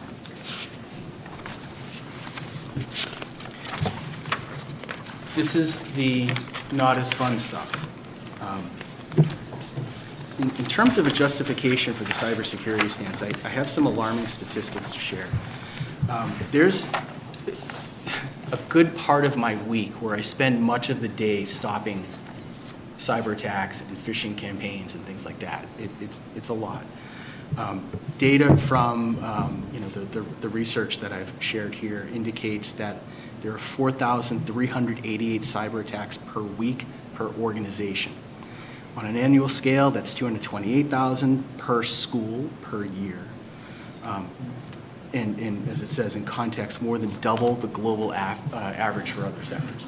Schools are easy targets because they know that budgets can be tight and infrastructure can be weak and practices can be weak. And if we can boost that up, that makes us less of a target. 82% of kindergarten through 12 schools report experiencing at least one significant cyber threat over the course of 18 months. That's a lot. That's daily. So my hope is that we can sort of boost and at least ameliorate all of the constant attacks, because they really are. They're aggressive. We have some threat actors actually calling the schools and demanding to speak to teachers that they find information from a website or something like that. This is a way that could be slowed down. So, in summary, 2027 requests, we're looking at district-wide tech and software programs at $444,000. E-rate continues on. This is the district's cost. And our device replacement cycle, also around $447,000. Looking towards the future,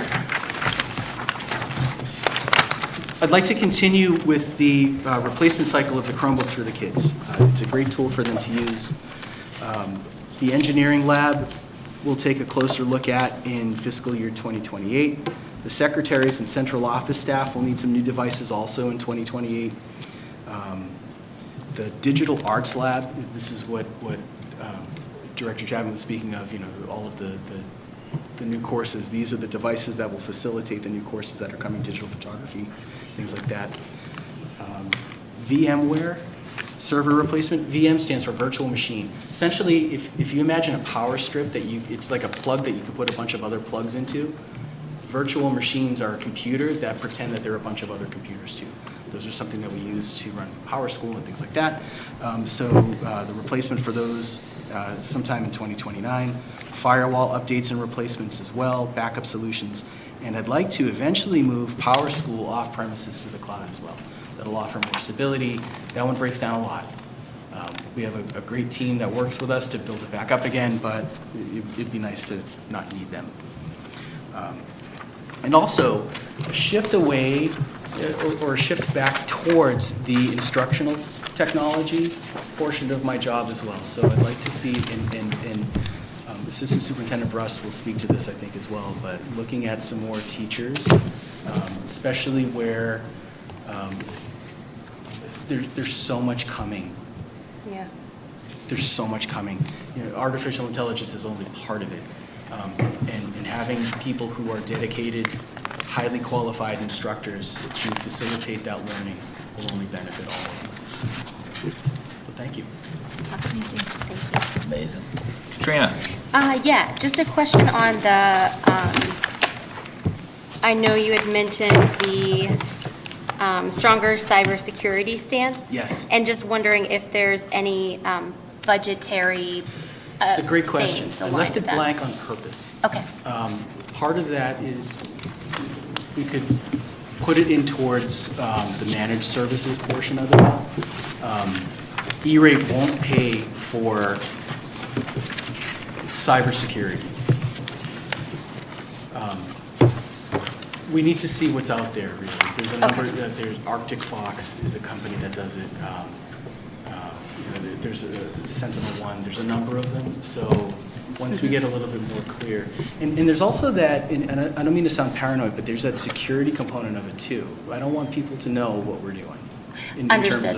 of Yeah. protecting ourselves. yeah, it is it's a public meeting, so understood. Right. I was mostly just wondering, like, the cost Sure. associated. Is there any possibility, and this might be a no, but to partner with the town on cybersecurity, or is it something where we should be completely separate? I think there's always a possibility to do Okay. things like that, of course, yeah. Cool. Yeah, I don't know that they're any further along than we are, but happy to. Right, yeah, I just mean, like, could there be a cost savings if we, Economy of like, scale. went in on it If together? we both use, like if the town used one company and we jumped on with Yeah, the two, yeah. We Just can looking. absolutely look into that. Yeah, as long as it meets the needs of the school and, Mm-hmm. upholds that goal of stronger cybersecurity. Yeah. Great, thank you so much. Thank you. Allison? So I wasn't aware that our digital learning specialist is no longer a digital, It's part of our budget, she just has shifted roles. so are we hiring for that? So Because it, there's no people being asked for right now, and that concerns me. so we intend to fill the digital learning specialist role.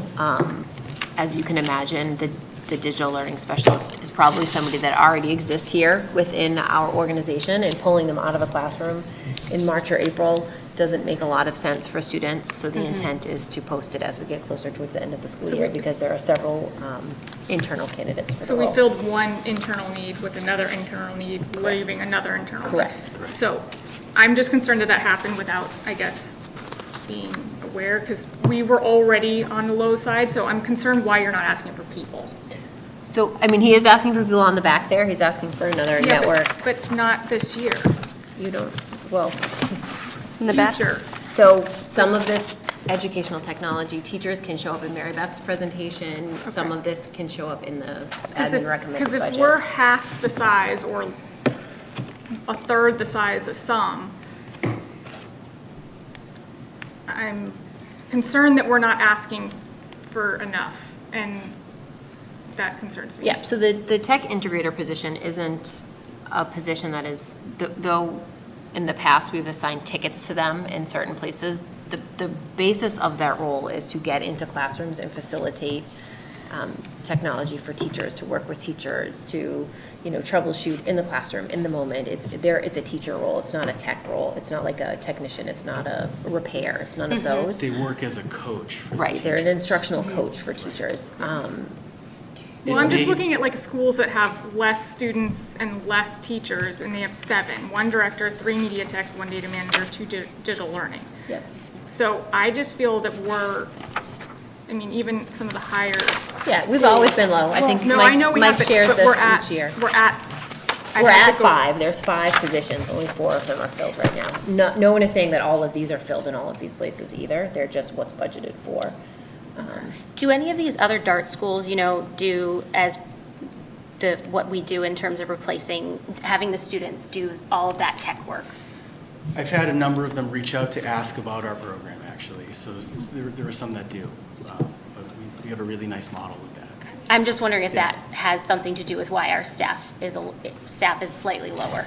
I think that the low staff is a reflection of the old way of doing things in a Okay. time that it's moving faster than we think. Before we know it, suddenly everyone has an iPad. Suddenly, so I don't know that we can work with 5. I would love to have more. I don't know that this is the time to ask for more. And it's absolutely something that we're looking to do. I mean, in an ideal world, we would have Right, so junior network admin, Yeah. additional media tech have always been part of our admin recommended budget. In previous years, they've been level 2 priorities. So that this is not a new thing. I would expect and foreshadow that you will see some sort of tech ask in presentations that you'll see at the next meeting, as well as on our running list of priorities. Well, that's why They're there, just yeah. not seeing it here Yeah, kind of they're caught me there. off guard.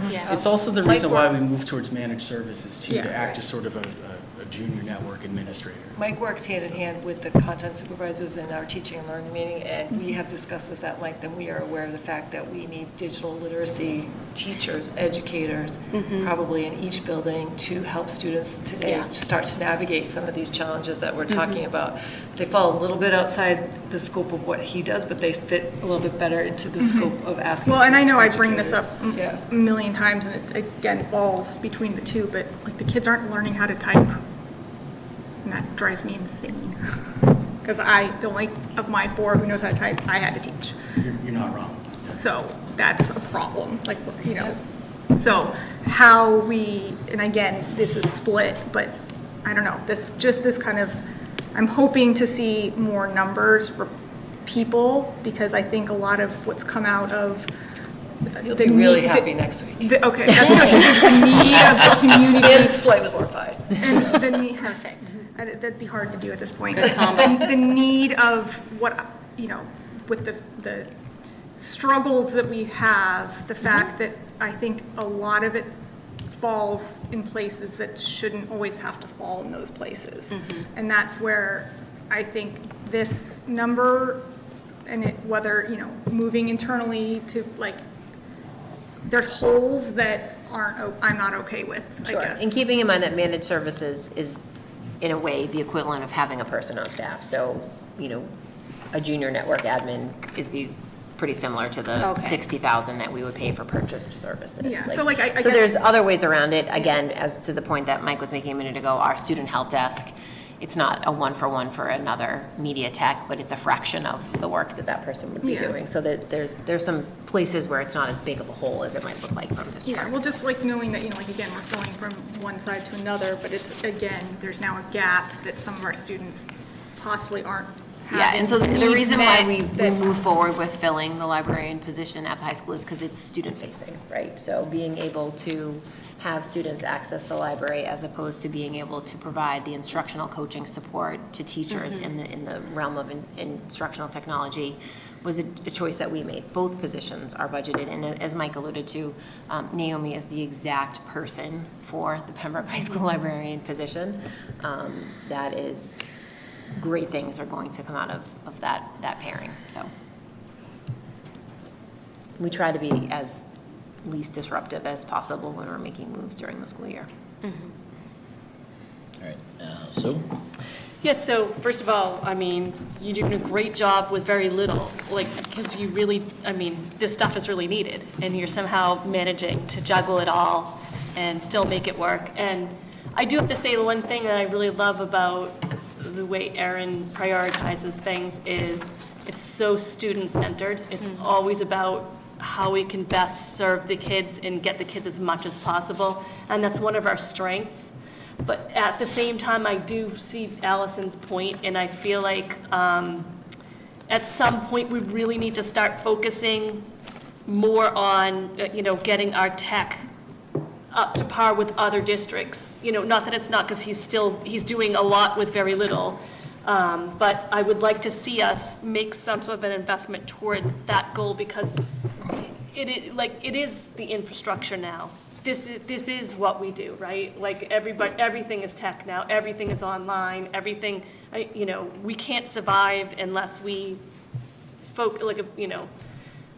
we have to work on making sure it's staffed. So, but with that said, I do have a couple questions. I wanted to know, you know, everything's going toward the cloud, which I think is obviously needed. So you have a backup system. So if for some reason the cloud is attacked or in any way whatsoever, the backup system, do you do like that daily? Is it like a daily backup? So the cloud works sort of differently. The cloud is the method by which we won't need the backups, which is neat. So it would be like if somebody attacked Google, Their infrastructure is so much more robust, and honestly, the threat actors they're great at what they do, and they have advanced equipment. So getting into an infrastructure like that is safer for us, so that we won't need those backup systems. But our backups update regularly. They do. Yeah. It's daily. Daily. I know, I understand that and the concept, but then there's this piece of me that's like, well, whoever owns the cloud owns us. Do you know what I mean? So like, it makes me nervous to think of it You a that way. conspiracy theorist. This is why. I guess no. This is why having really solid data privacy is critical. Right. Because of that very reason. You're right. Sure. Yeah. So I feel like comfortable as long as we're still backing it up, because I don't really know that I trust Absolutely. the cloud No, just that's yet. a critical part of our Yeah. infrastructure, the backups, yes. And then, I wanted to mention also the having the My School Bucks Yes. piece. I actually got to use it because Taya owed, it wasn't for tech though, it was for a club fee, it was like $25, but I was like, oh, we can finally pay with, My School Bucks. I think that's like a really value add, because I'm like, oh, I gotta remember to write her a check. I was thinking in the back of my head, she needs a check. This is so much easier. Good. I'd rather Good. pay That the was dollar. the idea, is to Yeah. modernize it, but also make it a living. Make it- I think you'll have more people paying their fee if they know they can just go online and do it, rather than have to bring it to the school or remember to I give feel it like to them. people are accustomed to paying online. Yes. When we first 100%. started, it was scary. Yeah. Yeah, absolutely. But I do want to reiterate that I am with Allison on this. I do really feel like, it's really difficult because every year we add more emotional supports for the kids, which I'm not saying we don't need, because we do, but I feel like this is just as important. Right, I feel like the tech department is emotional support for our staff. I feel like Mike probably feels that way too. Yeah. So I just wanted to throw that out there, but thank you so much for everything. I think it speaks to the nature of how it's all changed too. The future's 100%. faster than we all think, and I'm complete alignment with you. I think we do need more.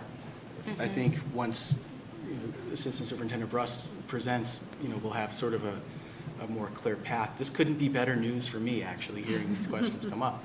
Don't because, get yes, your hopes up. So I will try, but also, thank you. Got a couple rounds to make it through still. Great. Katrina? No questions, Great. thank you. Thank you. I just had one other question, sorry. I know you mentioned, so similar to what Allison and Sue had said around getting instructional positions, are there districts around us that are doing it right, or like would be really good examples to look at with AI instruction, or, security for students understanding a digital world? Another great question.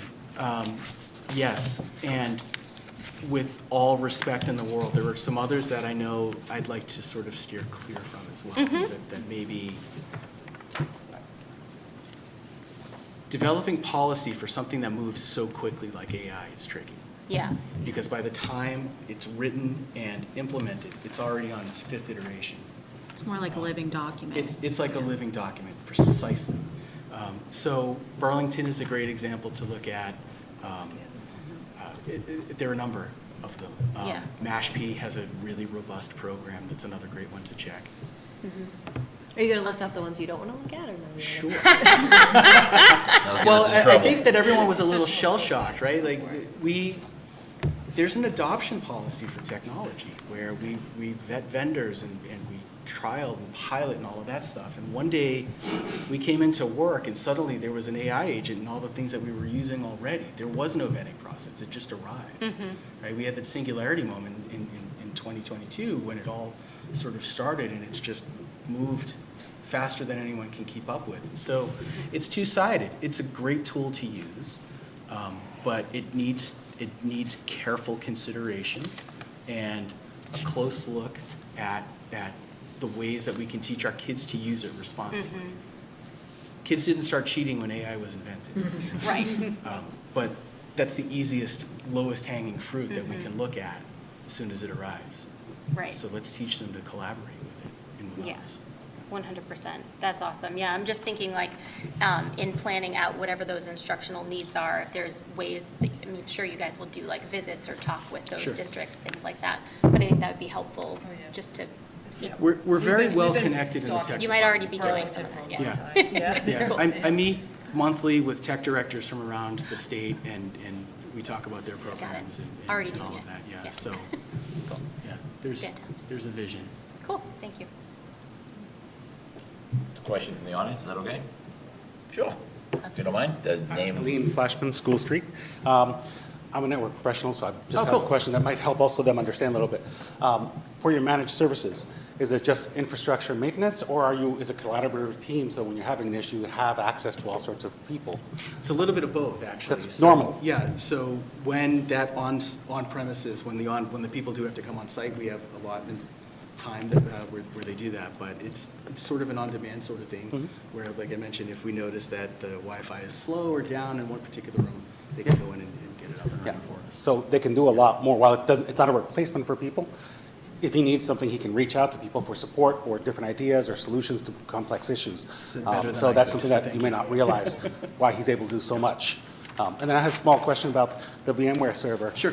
Is it just replacing one of the VMware servers and not the SAN or anything else? or Just the is- one. That's what I figured. Okay, thank you. Yeah, thank you. Thank you. We'll let you off the hot seat. Thank you so much. Absolutely. You did Absolutely well enough to go outstanding. home. What else? So, good Is job. it you did well enough to go? There you go. You Thank earned it. you. Thanks for your time. Thank you very much. Thank you for the Appreciate it. presentation. Absolutely. All right. Well, as you can see, there's nobody over there with the name tag that says Director of Facilities, so I'm going to keep the maintenance department budget. Putting on your third hat. Yet Give again, it a another go. job Erin does. We'll see how it goes. So similar to how maintenance has been presented in the past, it's not a flashy department, right? It's not a lot of accolades for our current facilities department, but we have made some improvements in the past year. The high school has been on a summer painting project schedule for the past several years where designated areas of the building are identified for painting, which painting is one of those tasks that we just never seem to get to. So Mark and the maintenance staff at the high school has made great progress by sticking to a schedule each summer. We have been doing ongoing roof repairs, so our roofs were replaced at 4 of our 5 schools, every school except Bryantville, between 2011 and 2012. So they are relatively new in the scheme of roofs, but they do still occasionally need repair, so we are chasing a lot of roof repairs across our buildings. Again, I think at the high school in particular, the roof repair center around that atrium, it is, I think in 1980 was probably a beautiful design. There's so many different high school construction models now, but I'm sure back then that was the model school. That is the area that causes us the most trouble when it comes to roof leaks and repairs at Pembroke High School, but we are actively working on them. When the elementary and secondary principals were here the other day, they did highlight some of these projects as well. So you heard about the additional water filtrations here at North. North is in a 3-phase lighting project. You've seen our lovely visitors have been walking around to help the lights stay on. So that is a project that is ongoing here at North. All of the classroom and the shared spaces are done. The hallways are the 3rd phase that is left. Hobbamock has a new playground, thanks to the suggestion of Allison in exploring that with the community preservation funds. We were able to get a new playground at Hobbamock. We also replaced the bulk of the carpeting at Hobbamock this past summer. There's only 2 areas at Hobbamock left with carpeting. It's the main office and the ensemble room. As you can imagine, the ensemble room requires a flooring material other than linoleum, so carpet makes sense in there, but we'll look to replace that carpet this summer. And Hobbamock also received a new PA system over the course of August.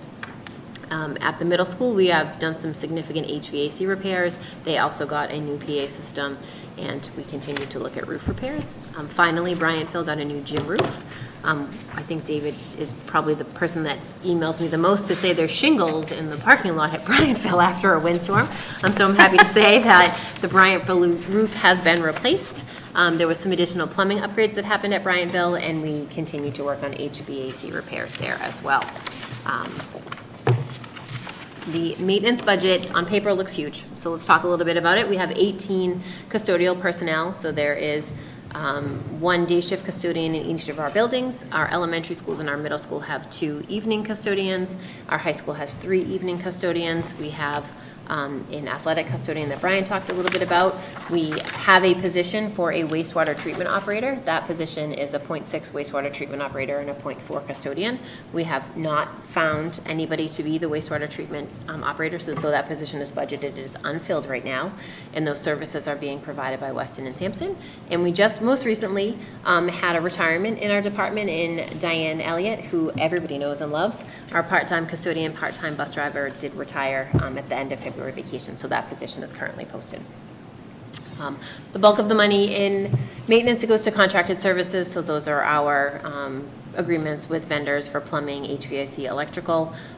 We participate in an annual collaborative buy with other South Shore towns that allows us to get paper towels, toilet paper at a much reduced rate based off of the volume that's being purchased by that consortium. We do try to cover our custodial absences with substitutes when we can. So we do spend about $50,000 a year on substitute coverage, and then another big portion of the budget is utility services. So that includes heat, electric, phone, water, all of the same ones that you have at your home. A breakout of that contracted services line, just kind of a snapshot of where we are today. There's currently $61,000 available in that budget line. That is probably not enough money to get us to the end of the year. So as we get to the latter part of May and early part of June, we start talking about, okay, what's an emergency that needs to be fixed and what can we wait for July 1 to address. So we do keep an eye on that number. The miscellaneous pieces are reimbursements for some of the staff, if we're asking them to travel between buildings, or some professional development stuff for those staff. It's not a big number. Preventative maintenance, that's like the belts and whatnot for our rooftop units. We do a whole lot of repairs. And so when you're talking about 5 school buildings that were renovated or remodeled in 1999 or 2000, every single thing in this district is about the same age. Every toilet is 26 years old, every faucet and fixture is 26 years old. So we do a whole lot of repairs. And that makes sense, right? That's where the bulk of our money would be spent. You know, it's not anything that's outrageous. I would say the biggest driver in that repair number right now is HVAC and plumbing. In the past 18 months or so, we've seen significant plumbing concerns in all of our buildings, but the plumber that we contract with, Holdley, told us as soon as it starts, it's going to keep going, right? So they have been great. They're super responsive, and they come out all of the time that we call, but it's a larger issue. Some of the way that the pipes are constructed from, you know, most of the buildings were existing to remain. The pipes are from 1976 in some places. And, you know, plumbing technology has come a long way as well. So, you know, switching out some of the connections and whatnot is really where we find the bulk of our funding going. Service agreements, so we have agreements for some of our equipment, whether it's our lawnmowers. We have, Mike talked a little bit about the HVAC and how that's run through the cloud now. So we have a service agreement with Automated Logics. They run all of our rooftop units through the buildings. We do have a bit of supply money that happens through maintenance contracted services. That's, you know, going to Rockies to get whatever we need over the course of the school day or school year. And as I said before, wastewater treatment is a position that is budgeted in our budget, but right now we are using a contracted services model for that. And how much does that cost? Like, how does that? That is it. It's $66,000. So what we would be paying a person, we're paying a service? Correct. Okay, like every department, we have goals too in the maintenance department. So we have some projects that are on the capital warrant for the spring. We have been really taking a look at HVAC across the district, focusing a lot of our energy at the elementary level. So we have a request on there for the funding associated with 3 new HVAC units at the elementary level. We also have phase 2 of the flooring project on the capital warrant. So we would be looking to complete the project at Habermock and take a look at some of the spaces in the other buildings that have carpet that is 26 to 30 years old. Continuing our roof repairs, each year Mark identifies that rear courtyard of Pembroke High School as an area that could use some love and attention. If you've entered or exit the building from that side, you can see there's a lot of disintegrating bricks and a lot of masonry work that needs to happen back there. The Bryantville rooftop unit in the library needs to be replaced, so again, using some of the capital funds for that. Jen Simmons, when she was here the other day, also mentioned the desire to have at least one more water filtration system, maybe not the 8 that they have here at North Pembroke, but at least one more. A lot of brickwork needs to happen at the middle school. Again, the brick repointing is something that's on our capital plan, but is not something that gets funded year over year, so really targeting some funds towards that. Continued HVAC repairs is really a common theme across them all, and as I mentioned, North would be entering its 3rd phase of its lighting project. Can I ask a question? How did North end up with 8 and the other elementary schools none? A grant. So they used the SWIG grant for that. But it was only for one school, they couldn't be split. So the North PTO and Mr. Murphy wrote the grant together, so the grant covered a portion of it, and then the PTO covered a piece of the plumbing associated with it. Each of the schools can apply.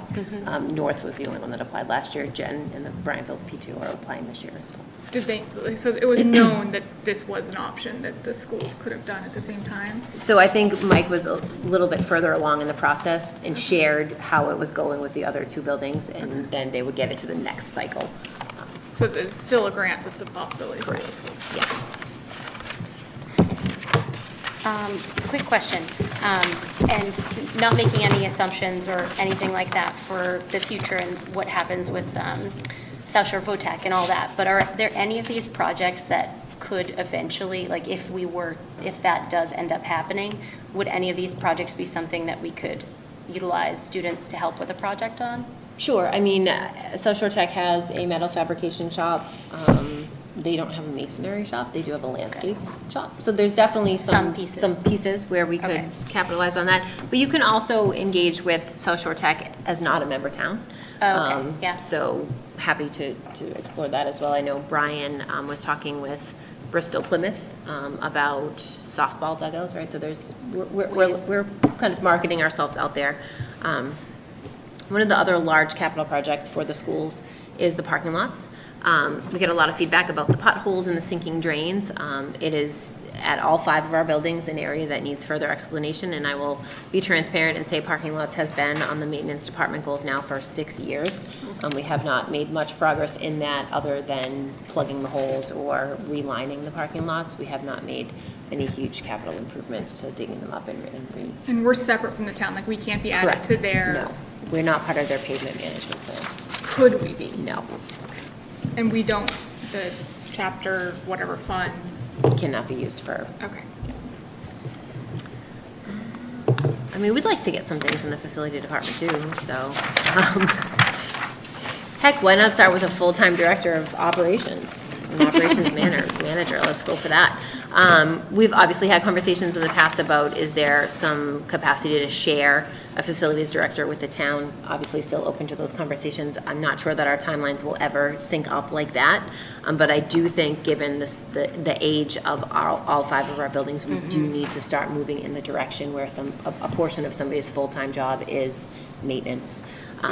In really planning out the projects. I do not want to be in the position where we're asking for 5 school buildings over the course of 3 years. We have to be thoughtful about how we're looking, whether we're looking for new buildings or to remodel or renovate what we have, but really, giving lead time to the community far ahead of that. I think we will look to increase contracted services. The repairs are getting more costly to the point that has been made previously about the cost of materials has increased, the cost of labor has increased. So we are seeing some of that. And we did used to have 1 additional custodian in the district. It was cut in 2013. We may want to look at adding that position back in to float between the buildings. We do have a solid amount of custodial absence across the district. If we had a body that could kind of fill in when we can't find a sub, that would be great. And also somebody that could focus some of their energy on the outside maintenance. Our custodians do get to that, but it is really at the bottom of the list when we're talking about getting the buildings ready for occupancy the next day. Between those requests, is there one that's more, most important to you? I think the director of operations is something that you'll hear again as we continue to go through the positions. I think adding other pieces to the department don't make sense until you have somebody that's really managing. Directing it, yeah. And one other quick question, with the, our strategic plan is kind of looking at, and obviously we don't have a copy yet, but looking at kind of the timeline for facilities and all of that part going to Yeah, be so part of as it. I said in the budget subcommittee meeting that we had earlier today, I just want to temper your expectations when it comes to what the strategic plan looks like in its current form. So it's really big rocks, right? It's really the ideas. It's the action steps that really dictate the work that we're going to undertake for the next 5 years. So if something says to evaluate scheduling of buildings, to me, one of those action steps is looking at grade span schools, looking at closing a school, looking at all of that. So I think really Okay. how much we get out of the strategic plan is really a function of, how much administration is looking to take on and how much accountability you're looking for us to have as working towards those Yeah. milestones. So when you get the strategic plan, it is not going to say, Timeline. move to grade span schools by 2031. It doesn't Right. say that. But it does, there's several places where it says to evaluate some of the makeups and the components that we would need to have a better handle on in order to make that recommendation moving That forward. makes sense. Thank you. Any There's questions for so Erin on the fewer rest of- maintenance questions. I asked my So questions. exciting. All the questions were answered. All right, so let's jump in. Consideration for first read. That's the superintendent. I'm sorry, I'm We're stealing still your going, thunder. David. Here we go. So in your packet, you have for first read the 26-27 school year calendar. Couple of things that are different moving into next year than are from this current year and for previous years. So with the newly ratified collective bargaining agreement, we are doing open houses. So that's really a meet and greet at the schools with students and staff the day before school starts. So those are on your schedule for 9/1. It's the afternoon, the day before school, where kids can come in with their parents or caregivers, see the classroom, meet the teacher, so that the first day is a little bit less scary. But there is still a tremendous value to what we used to call an open house, which we're now calling a curriculum night, where parents and caregivers can come in, meet with students, teachers, and find out what the curricular expectations are for the course, right? That's still something that needs to happen. So those dates are listed on the calendar as well. We played a little bit with conferences. So previously, we had 2 iterations of conferences in the fall and early winter, one that last week of October and one that first week of December.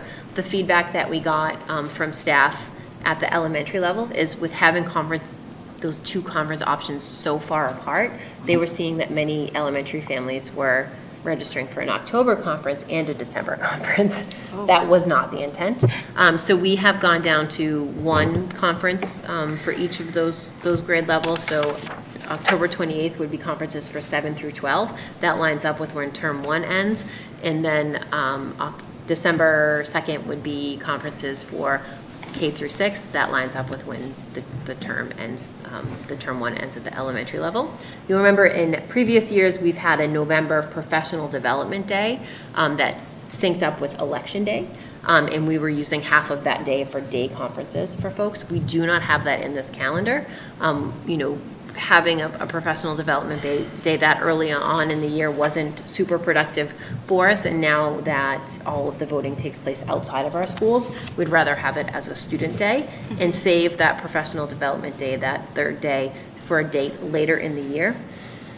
It also gives us some flexibility with the current situation that we're in right now. If you have a professional development day scheduled for March 29th, you can make a decision about March 29th in mid-February if there's a need to adjust your calendar or do something like that. So our 3rd professional development day for staff is currently on March 29th. It gives us a little flexibility that we don't have this year, to the tune of the conversation we were having at the beginning of the meeting.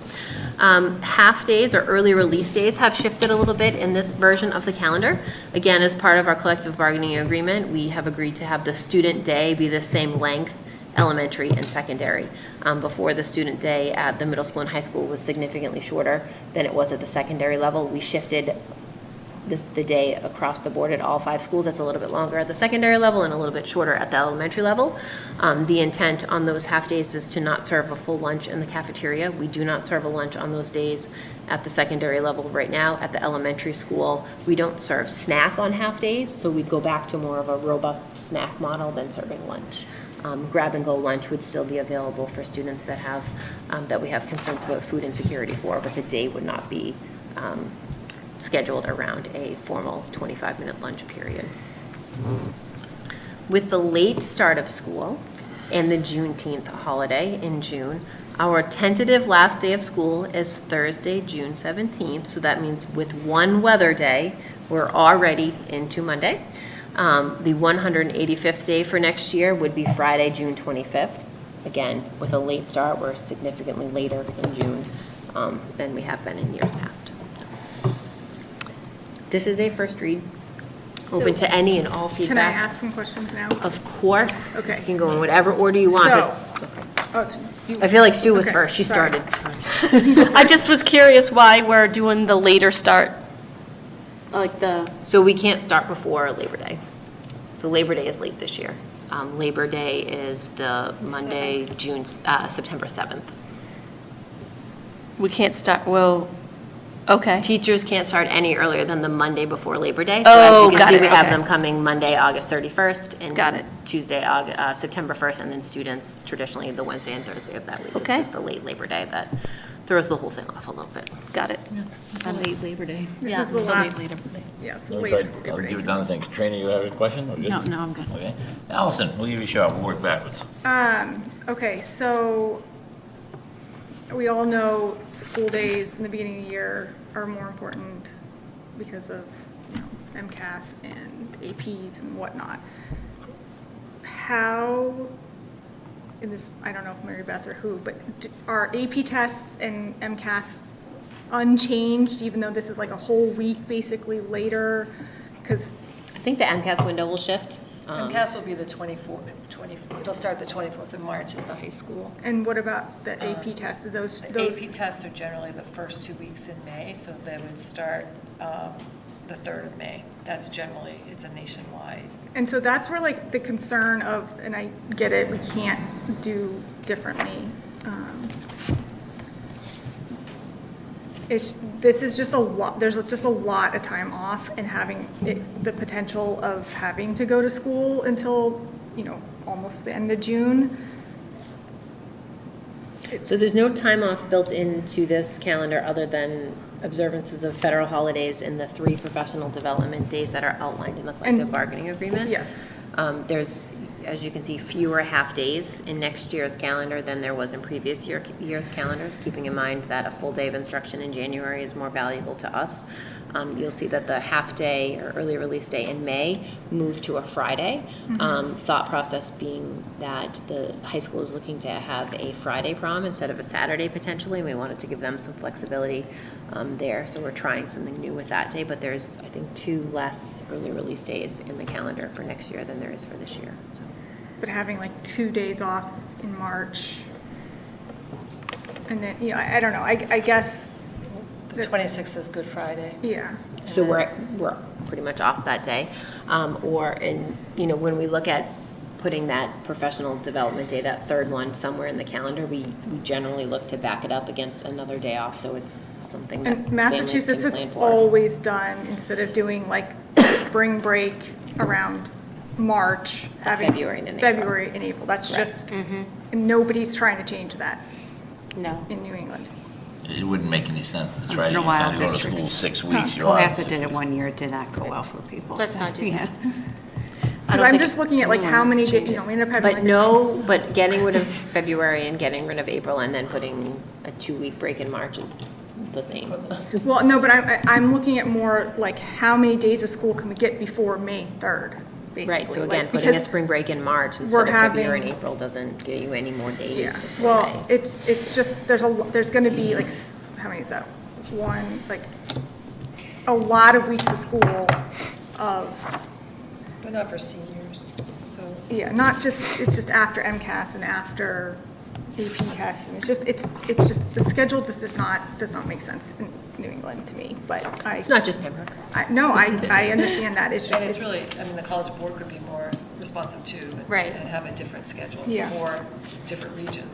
They refuse, so. yeah, no, I know, and that's where it's the fight to the end of Yeah. where this is what it is, so. Are we able to post this online so people can see? We can post it as a draft, yes. Yeah, so people can see Yep. what the early release times are and Yep. whatnot, so that people can, if they have Feedback. feedback. Part of the problem too is like just the start of, is when Labor Day is. It It's the couldn't late come start. at- It's It couldn't come at a word, like. It's the latest. It's the latest it could possibly be. Yes, it is the latest it could possibly be, so it's going to Which be. is annoying. A potentially long, I don't know if it's still the normal amount of weeks of summer, but I just. I think it's kind of Our hands are tied on this, I just don't like it, and I Yeah. know that we don't have any choice. And it's just like having a Wednesday off in November, that's what it is. All right, well, I don't want to beat a dead horse with something we can't fix, so Well, if we and, could. that's and Veterans is Day. it a state thing here, or is it in our contract that we can't have school on Contract, I think. federal holiday? Oh, no. Just like the labor law. Yeah. No, It's I not mean, like Virginia, an ocean. no, in Virginia, they go to school on Veterans Day. So that's, the only reason I know That that is seems my blasphemous. daughter's, it's my daughter's So birthday. none of this and- has anything, Yes. none of that has anything to do with our collective bargaining. okay, 'cause- agreement. no, no. Holidays are not spelled out in our Because collective this was, bargaining when I had her, I was like, oh my gosh, she's never gonna have to go to school on her birthday. And then she absolutely went to school in Fairfax County on Veterans Day. Interesting. I'm gonna look that up. Me too, Yeah, it wasn't until So we it must moved be a here. state. Well, that's why I was just Is wondering, Veterans Day a state holiday? I don't know. I'm gonna do some research. And I was Federal con- holiday, but maybe the state dictates how it's observed. I don't know. I just know that the kids went to school, that she went to school up until we moved here on her birthday. We should also, I feel like, not, you're not saying that, but we could also check with the Veteran Services Agency. I feel like we don't want to take Well, away the well, day no, I'm and not- then I'm not- somebody has a yeah. real big I'm problem. No, I'm not suggesting, I'm just more I know like you're not. wondering, like, Labor Day. It is an interesting point, can though. it not be, Yeah. I mean, No, but that's Veterans Day, I think, is the only one that's actually Correct. celebrated. It's Whenever November always- 11th is, there's no school. Correct. It could be a Right. Monday, a Friday, a it's Thursday. always, it's not an So in observed. states like Friday or Massachusetts, Monday. public Right. schools are legally My required to daughter's close on birthday's the legal 12th, holidays. so I used to including always take it Veterans off. Day. Oh, Yeah, okay, no, so I it's- get it, oh. yeah. No, There must, that, but it must be statewide. I mean, it must, yeah, I don't based on know. what your I was information is. convinced, like, when when I So I had, didn't know that. Yeah. I thought it was nationwide. yeah, that's why I was like, I thought so too, until I had a kid that had to go to school on Veterans Day, so, yeah, okay. I would like this posted just so that people can see that because I think people will have to adjust for the early release times being different. All right. And maybe even consider having, Fairfax County Public Schools says they do not have school on Labor Day, on Veterans Day. It says they do not, students usually do not have classes. no, they, They often use this day for professional development. whatever, maybe they've changed since I've moved. Yeah. So, but I'm curious too, if we can do bag lunches, like as a standard for kids. Yeah. Across the board, yep. Yes, because I Absolutely. think it's funded as an enterprise, right? Like, I don't know if we have it where they opt out instead of opt in. Nope, so in order for us to give a student a bag lunch and have it qualify as a reimbursable meal, we have to get their My School Bucks number. So they have to opt into it and say, I'm gonna take a meal on the way. Okay.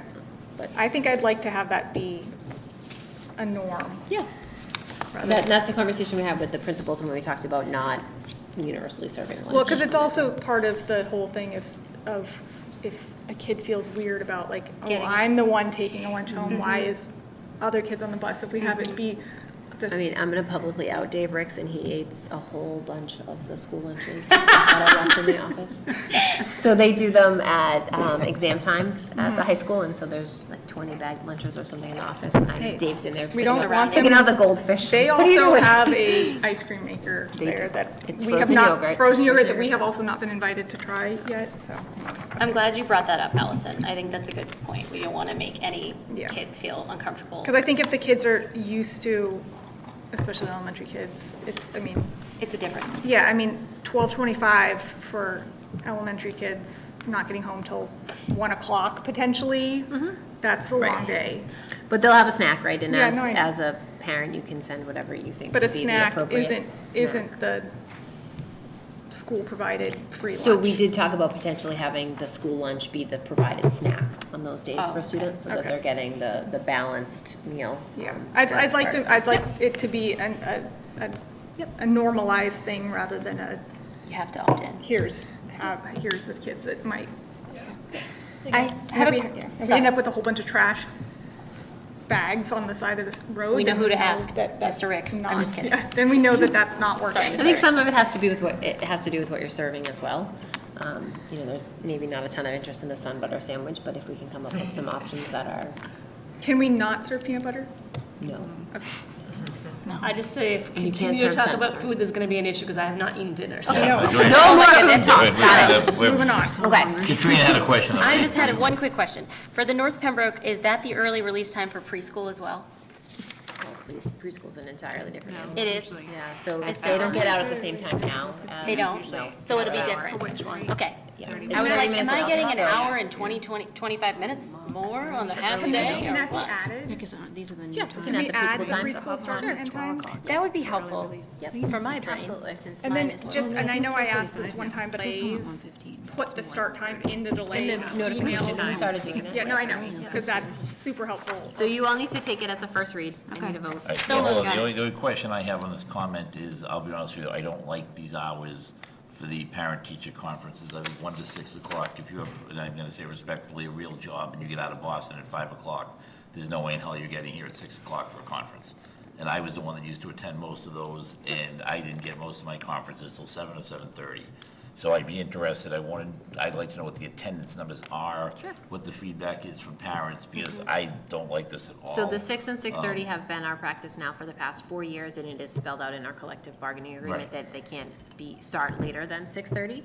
But we do offer families the option, the first hour is reserved for virtual conferences, and we have seen, to your point, David, a lot of people that can't possibly get from their day job to Right. North Pembroke Elementary School for a conference often offer to take it during their lunch break or a break at work. But Yeah. I've also asked, and we have been tracking attendance at conferences for the past couple of years, because I think it's something that we're overly interested in, both from a standpoint of parent and caregiver participation, as well as equity amongst staff.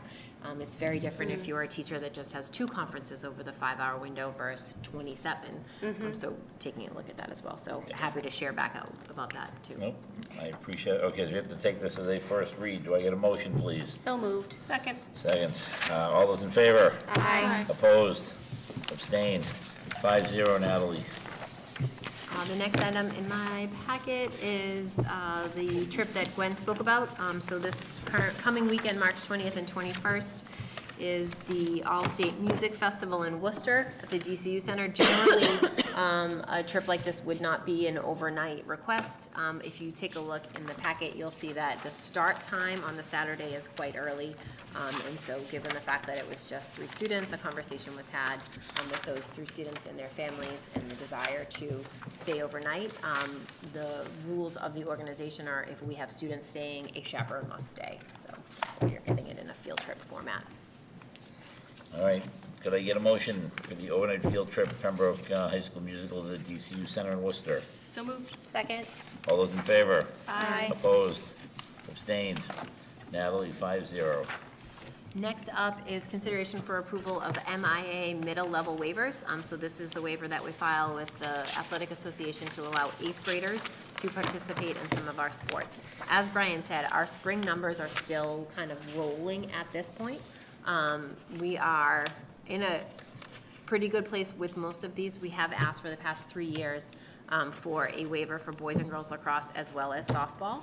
At this point, I think Brian had, in the middle of last week, only 12 girls registered for lacrosse, 17 boys for boys lacrosse, and 12 students for softball. That number has grown. He now has 22 for boys lacrosse, 20 for girls lacrosse, and 14 for softball, but he is still looking for some flexibility with the waiver. As far as boys tennis, when we posted the agenda, there was only 6 students registered for boys tennis.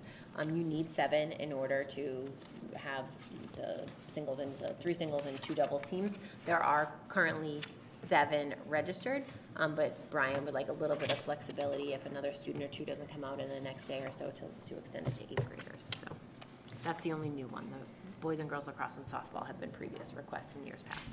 So for softball, would we be looking at that, the 8th graders being on the varsity team? 8th graders can only play the lowest level that you offer, so they have to be on the JV team. But 14 is not enough to He has, do both. it would be fielding a JV team. And With all 8th graders. no, there's some students that could play both. Because softball has 9 players on the field. I understand. I Googled it. It's not a sport I'm good at. but I Well, did sometimes look it- 10, but it depends on the I age looked it level. up, because when Brian sends it to me, I think he I gets don't- tired of me asking, how many people play at a time? Yeah, and I don't know lacrosse, and then for is tennis, 10. when it's 7, we don't technically have JV, but we also, so, So this 8th graders can only play on the lowest level you offer, just like girls hockey. The 8th graders are playing varsity girls hockey because that's the only level we offer. okay. Yeah. So that's for lacrosse? She was talking about tennis. Oh. Right, but- The boys and girls would be playing JV lacrosse. We'd be having, there's a JV team. Brian and I had a lot of conversation about boys lacrosse. I'm not comfortable with 8th graders playing Yeah, varsity I'm not lacrosse either. because of this, Yeah. and it's not. We have a JV lacrosse team that would play JV I'm not even lacrosse. sure, because it's such a physical sport that even 8th grade boys, I mean, there's so much of a difference in. Yeah, I think it was 3 years ago when we did the waiver first, and you'll remember there was quite a Yeah. few 8th grade lacrosse families that came. Obviously, safety is one of the decisions that, one of the things that comes into account in the decision of the students that are invited to participate and not. Size is part of that. So just not all 8th graders that are interested in playing JV lacrosse will get the opportunity to play JV lacrosse. Okay, Safety is a driving factor there. all right. And there's additional safety equipment that they can also utilize as well, if there are concerns. Sure. That's with all sports, right? There's the Yes. padding you can buy that goes underneath, there's Yeah. all kinds of things. Are we fully staffed with coaches? I think they're still looking for a JV girls lacrosse coach, and a middle school volleyball coach, I think is what they're looking for right now. Okay. If you know anybody. Middle school volleyball hasn't started yet, but. I will take a motion for the MIAA mid-level waiver for boys and girls lacrosse, softball, and boys tennis. So moved. Second. Okay, first I have a second. All those in favor? Aye. All those opposed? Anyone abstaining? 5-0, Natalie. Last thing is my contract. So great to be evaluated in public and talk about my contract in public. It's just one of the great perks of this job. I have a contract that currently runs through June 30th of 2029, but there's no salary set for each year. So the purpose of this wording on this is to set my salary for fiscal year '26. Yes, we are in March of that year, but we've had extensive conversations in executive session, and I think we are in a great place. Let me first say that I am fortunate to work here and to work with a group of school committees that members that understand the work and give us the space to do the work. That is not the case everywhere. We are a lean leadership team, but we are very appreciative of the support that we receive. You guys are always on those nasty posts sticking up for us, or if you have a question, call this person. Or Allison was the first one today that said all 5 schools have power, when somebody said, what a horrible idea to have school today. So I am very appreciative of that. As with any contract negotiation, I take a look at kind of what I make, what other department heads in the towns make, but in addition, really looking at the market for superintendent. I do think I provided you guys with any and all backup that you had asked for, Yep. and you all did, come to an agreement that was greater than what I had asked for, and so I am very appreciative of you guys valuing my position and my role here. My current compensation package totals just under $238,000, and what you all have set for next year is $265,000. So you all have to take a motion and do whatever it is that you do. So moved. Second. Well, you know what, I want to, okay, we have the first go. second. I do want to give some feedback on this, and it's been my pleasure for 9 years to be on this committee and to be the chairman this year. And I think if there's anyone listening out there in the viewing public that hasn't gone to bed at this point, I'm very happy. Thank It's you. only 8:20. They're not used to feels like midnight, They're not used but to it's 2.5 hour 8:20. meetings. Shout out to I know. Aline and Karen, who's still here. To the studio audience, thank you. They had We snacks, I appreciate saw it. them. But I think it's important to point out that, one, the superintendent runs the largest department, within the town of Pembroke, by far. She basically wears 2 hats as a superintendent and the business manager. And if you knew what it costs us to get a superintendent and a business manager, that would be far more than this number would exceed. So to say you have earned this and put you, I hopefully like to think, within your upper end of your competitive set or your peers or whatever we care to say. So I wholeheartedly endorse this contract. I'm a big believer in it, and now I'm happy to take a vote. We have a first, we have a second. All those in favor? Aye. Any opposed? No one abstains. Natalie, it's 5-0. Thank you, Erin. Of course. Yay. Next is subcommittee updates. These are quick, I promise. So Budget Subcommittee met last week and this week just to talk about some of the upcoming budget items, but we also went through a topic calendar. So in your packet, you have a calendar of what we believe to be the outstanding budget items that need to be covered between tonight's meeting and town meeting on May 12th. You'll see there in red that it is the recommendation of the Budget Subcommittee that you add an additional March meeting. I selected the 24th, and we talked about it a little bit. It doesn't, if the 24th isn't the right day, the 31st is also an option as well. Up to you all, but you can see that in addition to the teaching and learning budgets, there's a fee discussion. We want to give a vocational presentation, the strategic planning presentation. Budget subcommittee feels strongly about the admin recommended budget being a standalone item, one night for just you all to talk about it before you invite the select board and advisory for a joint meeting. So looking at the breadth of those topics and the meetings that were currently on the calendar, the recommendation is to add an additional day in March. The asterisk there with the fee discussion, Budget Subcommittee met today. At this point, not necessarily proposing any additional fees. So it's possible that discussion could take just one night, but understanding if there's additional information that's sought, it could go to the 7th as well as a second night of that discussion. We don't want you to be having discussion and making decisions at the same time. We want you to be able to think about it. The fee discussions are big ones. It's a lot that we're asking of families, so. I do have a meeting that was scheduled on the 24th. I could always move it or just not, I just can't go to whatever it is, but depends on if people are available on the 31st. Because I'm just saying, if we do the 31st, we're already going to do like there's going to be 3 meetings in a row no matter how we do this. So 4 meetings in a row, whatever it is, but Yeah. losing the February one kind of threw us off. And the other thing if I can back up 1 second too, is David, do you think you can reach out to the legislators to see if they can join us? What did we talk about? I think we talked about 414, so that they're here 414 for the budget Sure. discussion. So 414 at 6 p.m., I would assume. Okay, let me put that on there. So for the 24th, which would be A week from tonight. Yes, teaching and learning, student services, and the fee discussion. Katrina, I'd prefer the 31st, but if that messes up things for other people, then I can just not go to the event and I can probably find other people to help with the work event I have. what about other people? All these dates are good for me as of right now. I could do the 31st if we needed to, that's not a problem. Does it make a difference, in terms of the timeline for anything, in terms of folks on the budget sub? No? Okay. Sue, are you good with switching the 24th to the 31st? Yeah, I'm good with that. Okay. Yeah. Okay, thank you. I just had an event Does that already work for you, scheduled. Erin? Yeah, that's totally fine. Okay, so we're gonna take the 24th out and make that the 31st. Yep. Okay. Okay, So we get next week off. oh, sure. Nice. Woohoo. Not And really, but. And then the other, The other thing we talked about is Yeah. the meeting on the 28th, the joint meeting with the select board and advisory. I know that we generally have a 6 o'clock start time. Those two boards have later start times, just taking into account their members. I think it would be a nice gesture to offer a later start time. I know advisory meets at 6:30 and select board generally meets at 7.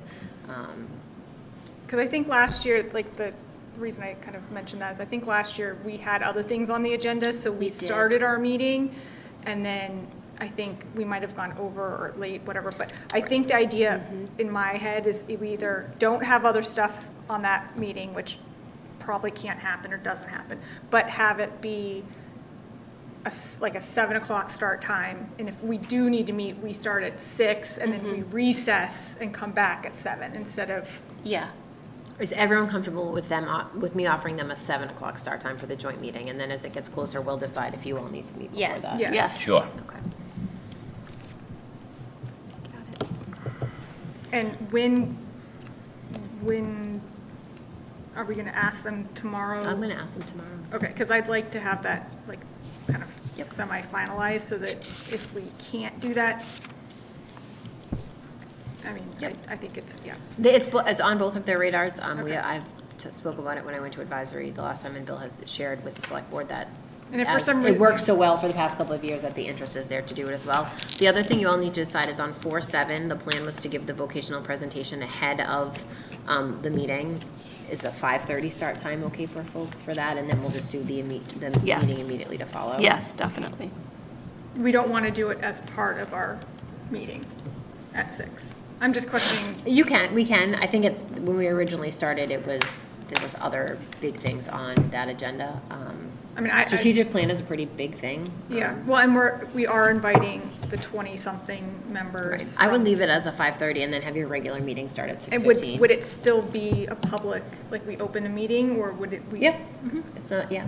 Okay, so it would be just this, Just like when you do executive session at the beginning of a meeting, you're gonna open it and then have the regular meeting to follow. okay.